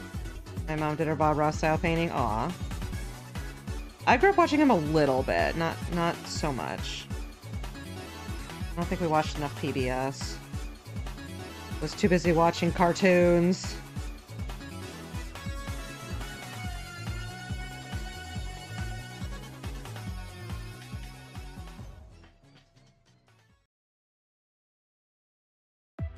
Brain is stuck on a piece of coding. I think my sanity is wobbling. It's okay. You can just take a load off. It's late at night. Don't even worry about it.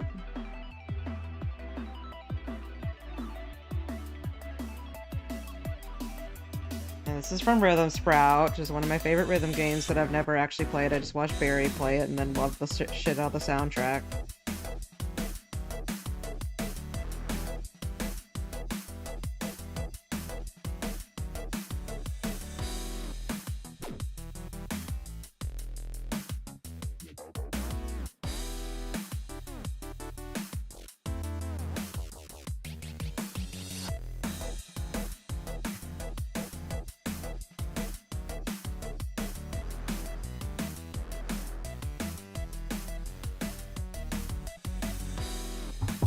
YouTube region locked his videos because the BBC started showing them once a week. Ugh.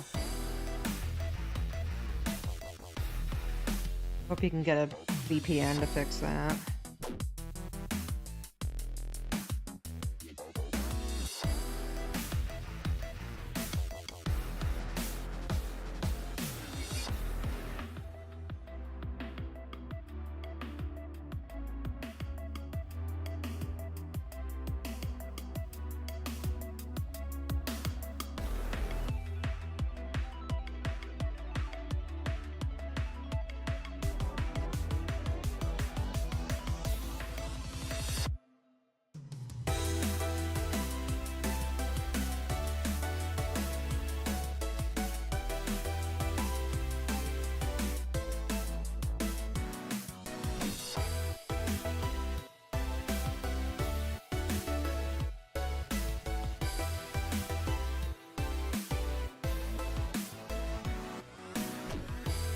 Twitch, YouTube, and now TV.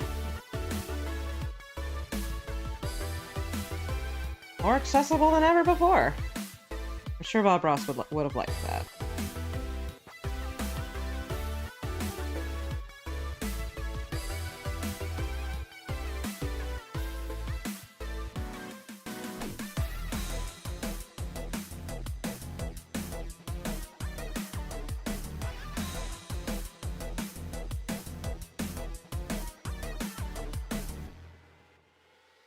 For him these days if I really can't sleep.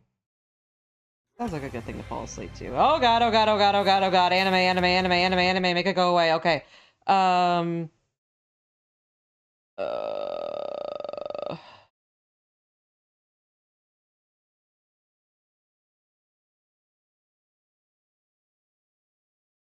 Here we go.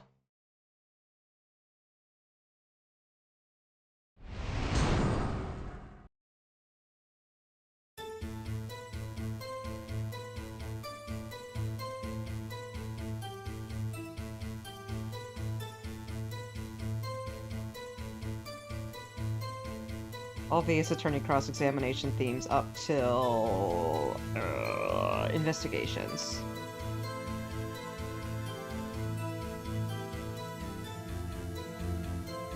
Basically just leaving out 5, 6, and other things. Hi, Sparkrest, welcome.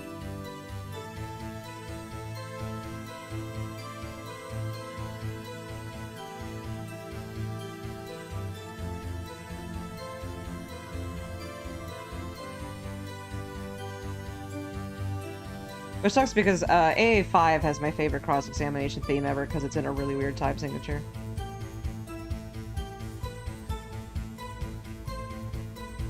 This is also a channel that does like remixes and stuff, so some of these are remixes.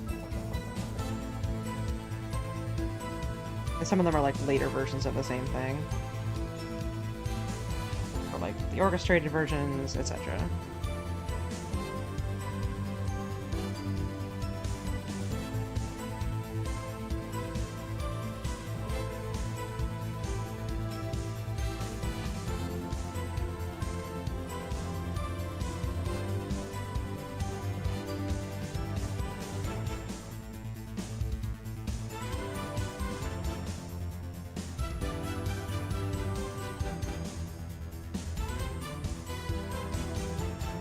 Excuse me.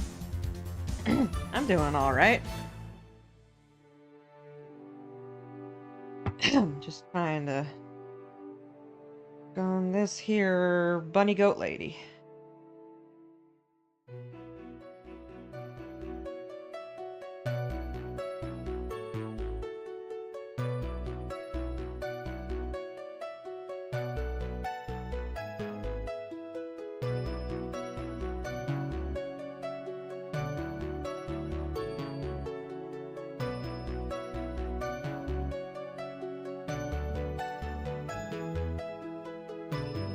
I also really like AA2's cross-examination theme because it's got a lot of cool dissonance in it. Not quite at this point yet, but like later on in the song it does.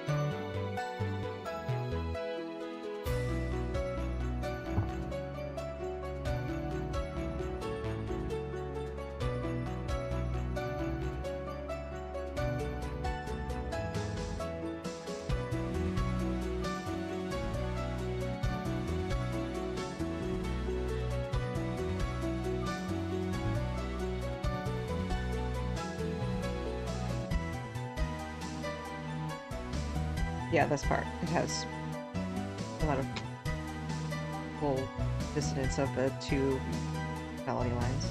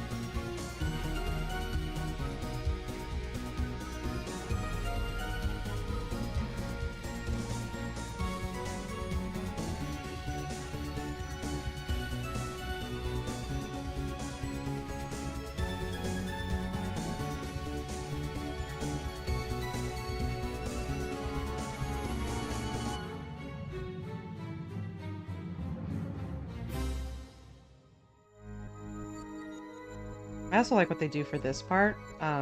They use the perceive version of the cross-examination theme from AA4 and then go into the normal version of it.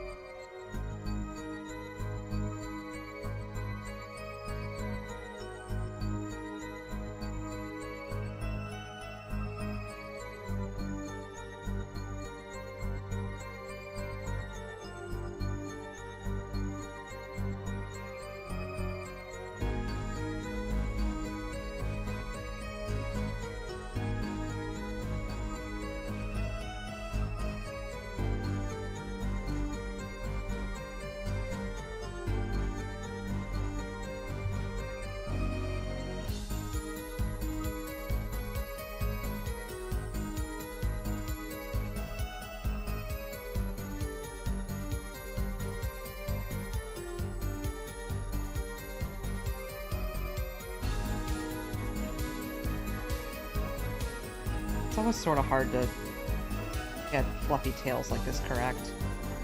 I need to cover all of it, but I also want to have a floofy end.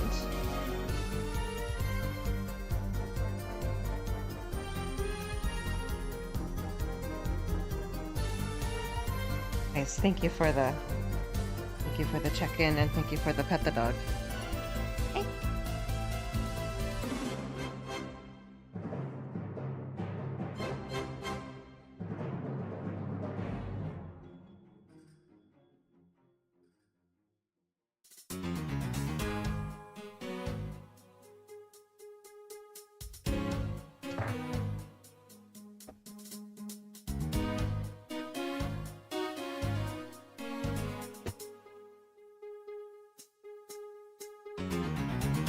Almost forgot my ash kisses.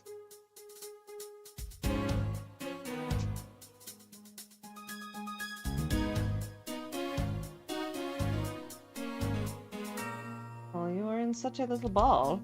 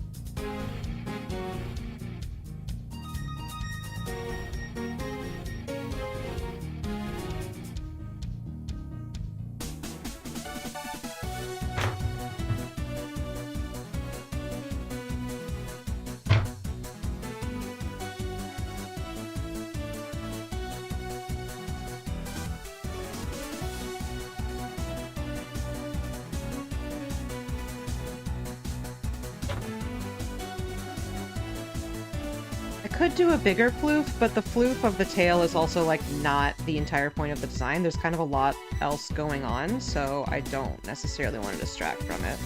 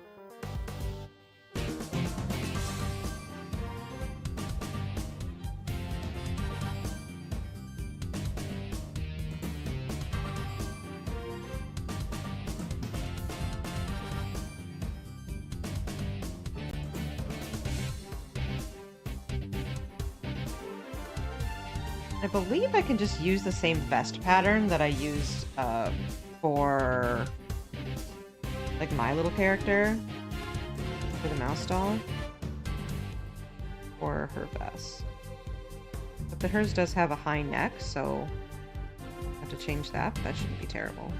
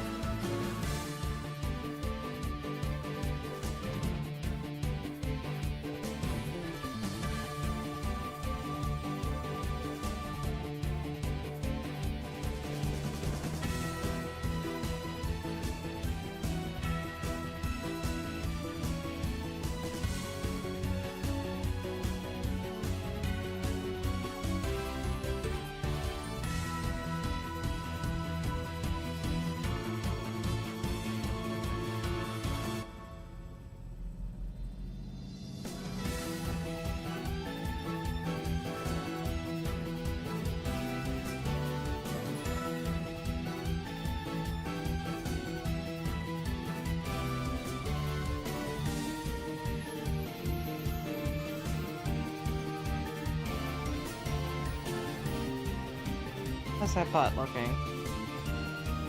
It's looking good.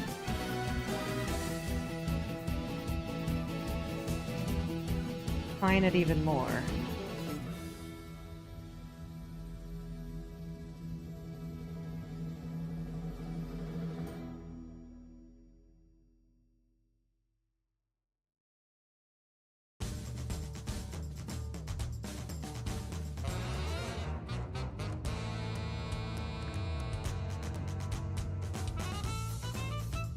This cheek perhaps smaller than the other one. I think it'll be okay. I think I've messed with it a lot, so I should probably stop.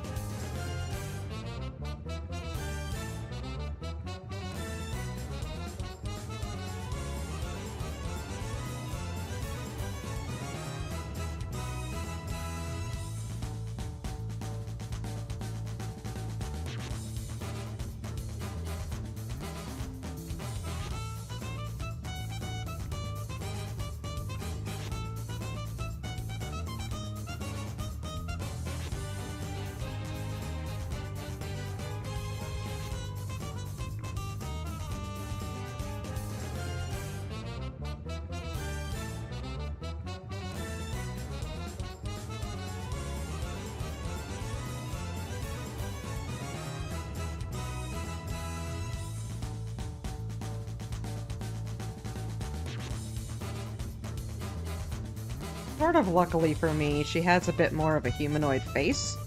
I have made sort of animal faces before. It's just more difficult. But I can do it. And duvet. I'm glad you like them. Thank you so much for coming, Sploot.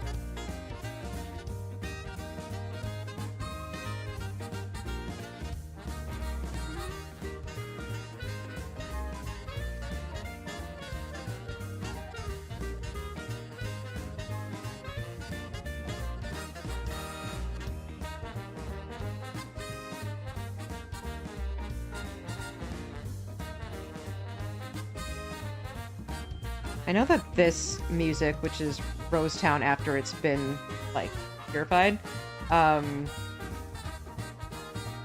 know that this got pretty extensively reworked for the remake, and I really like what they did with it. It's very jazzy.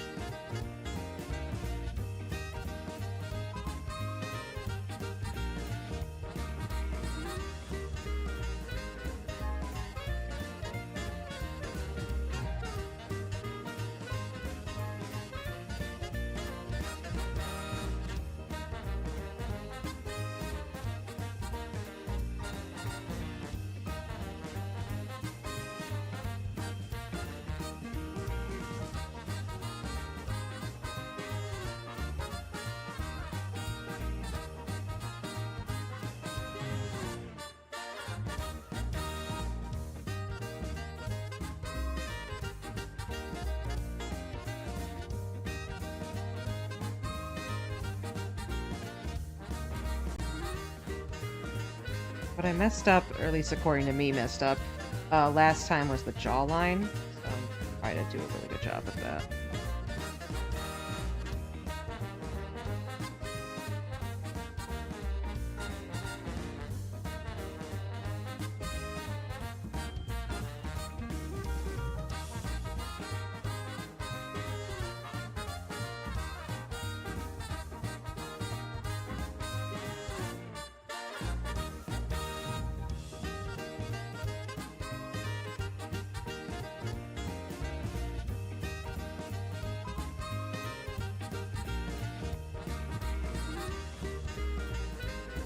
Most of that should be hair.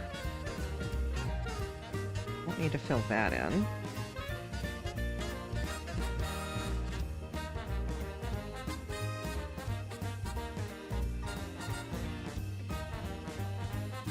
Still always good to fill up a good bit of the forehead, even if you don't use it. It's just good practice.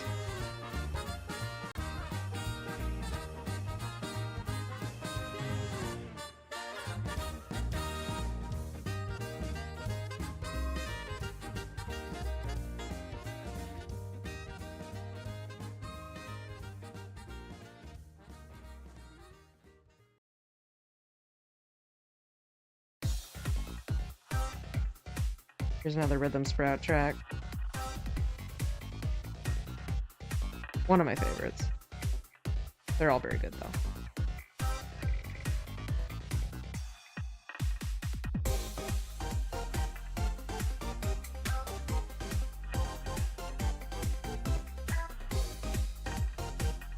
What was that little kicky motion you just did there, honey?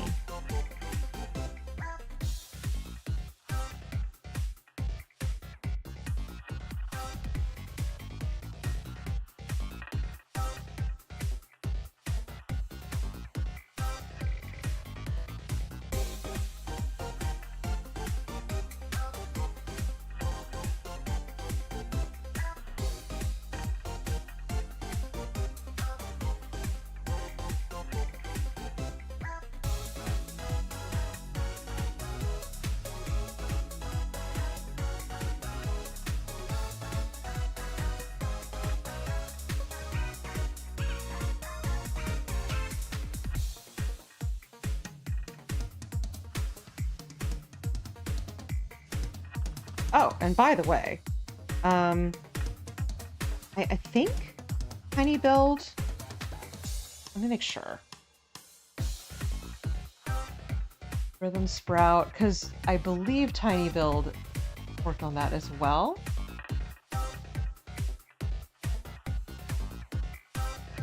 They were the ones who made the lift.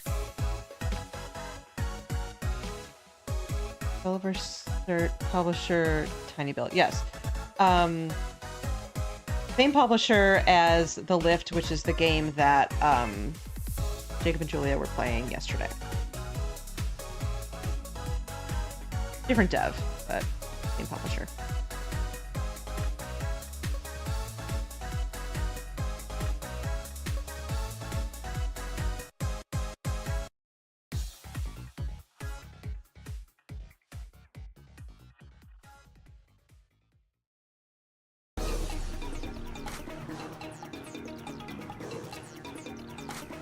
Another really good T-Lopes track from Sonic Superstars.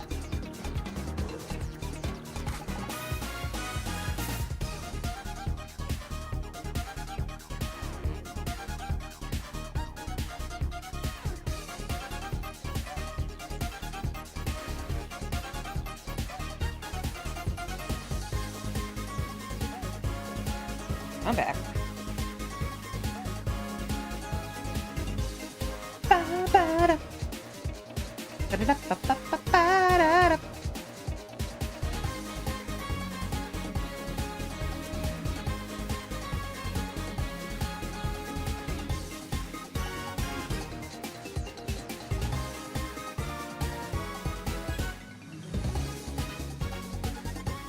Oh yeah, Sen, isn't it your birthday still? Happy birthday still.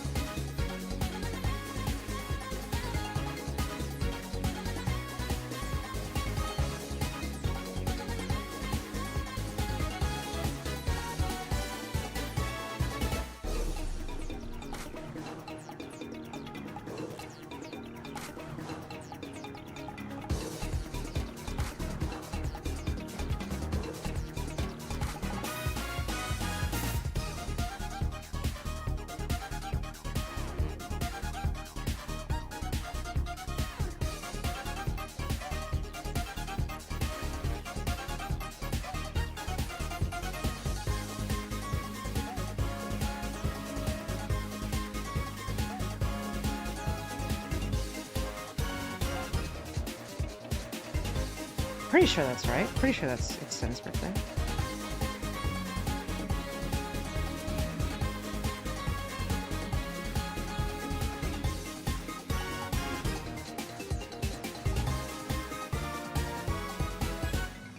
Oh, and also happy September 22nd, which means that if you didn't listen to September yesterday, you can still listen to it today, and it is accurate considering that you were remembering the 21st night of September.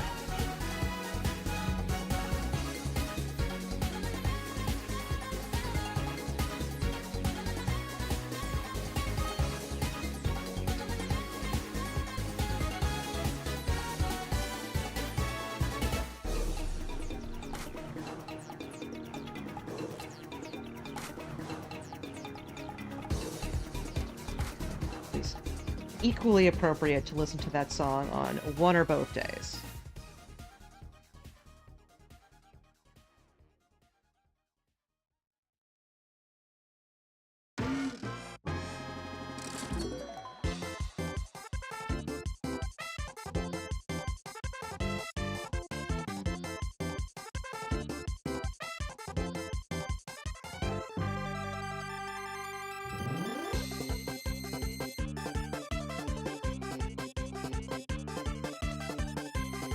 Sorry, I just like this song.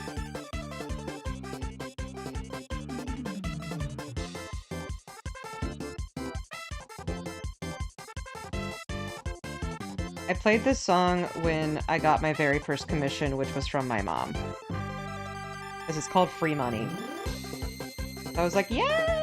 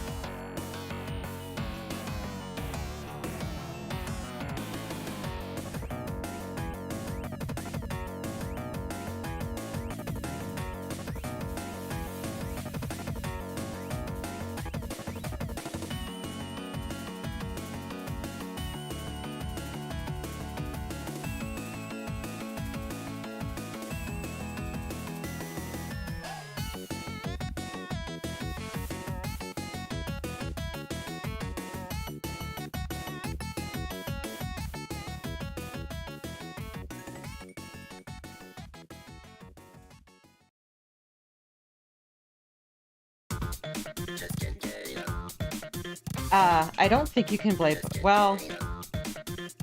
It'll be okay. I was gonna say I don't think you can play Bomber Cyberpunk on Twitch anymore. It's more like it gets claimed on YouTube, but, like, I don't care is the thing.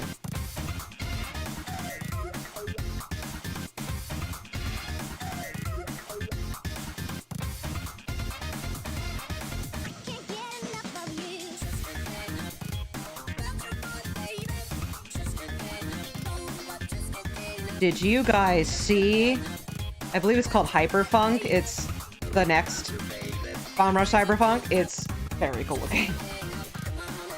You're talking about schmovement. That game's got schmovement. Looks like it does anyway.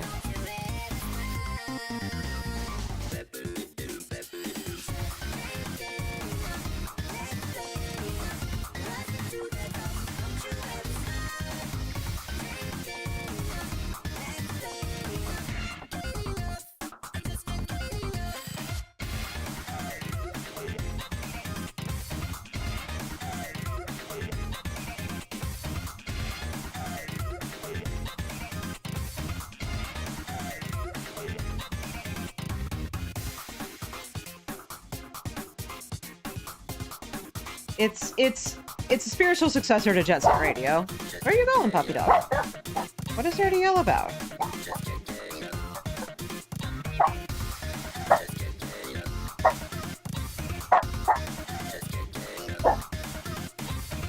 Yeah?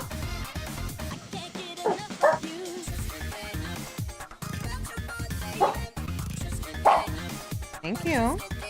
Thank you for protecting the home.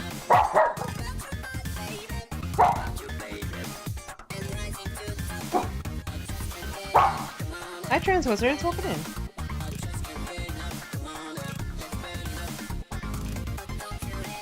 There's simply no reason to yell.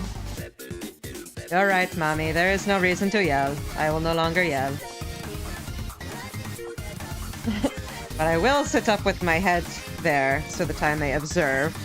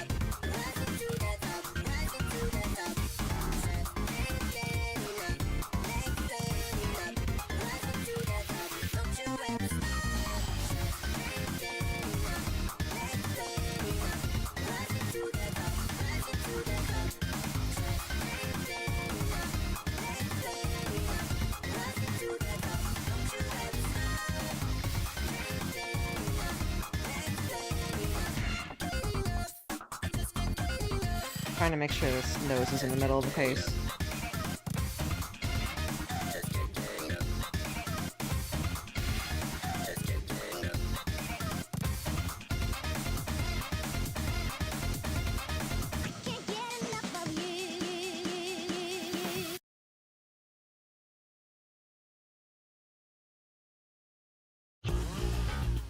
Nope, nope, no, nope, nope, nope, nope, nope. That's Chainsaw Man.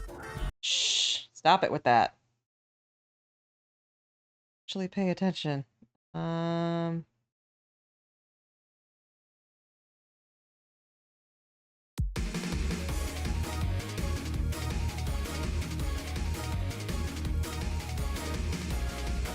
Gravity Circuit.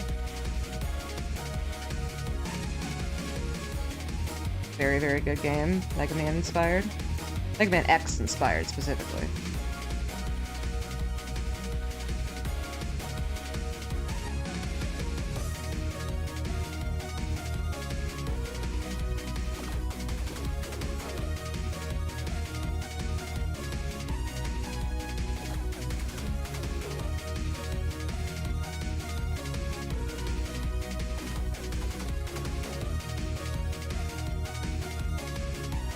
I'm already much happier with that face. I'm not gonna, we're gonna be done so that I can get some rest. Because we're at, not quite 3 hours, but we are at 7 o'clock, so. Let's see. Got a lot done today, though.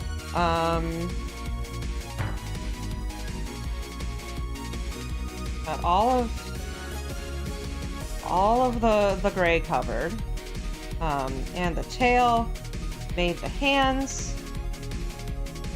Next time we will add the clothes and the weapon and the face and the everything else.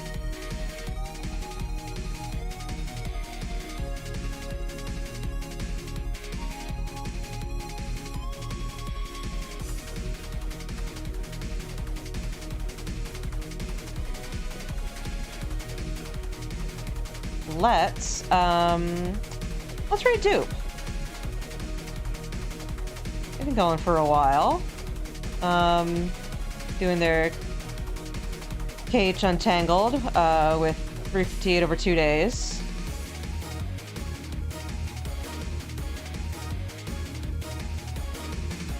But yes, thank you so much, everybody, for coming. I will see you all on Wednesday, where we will finish this.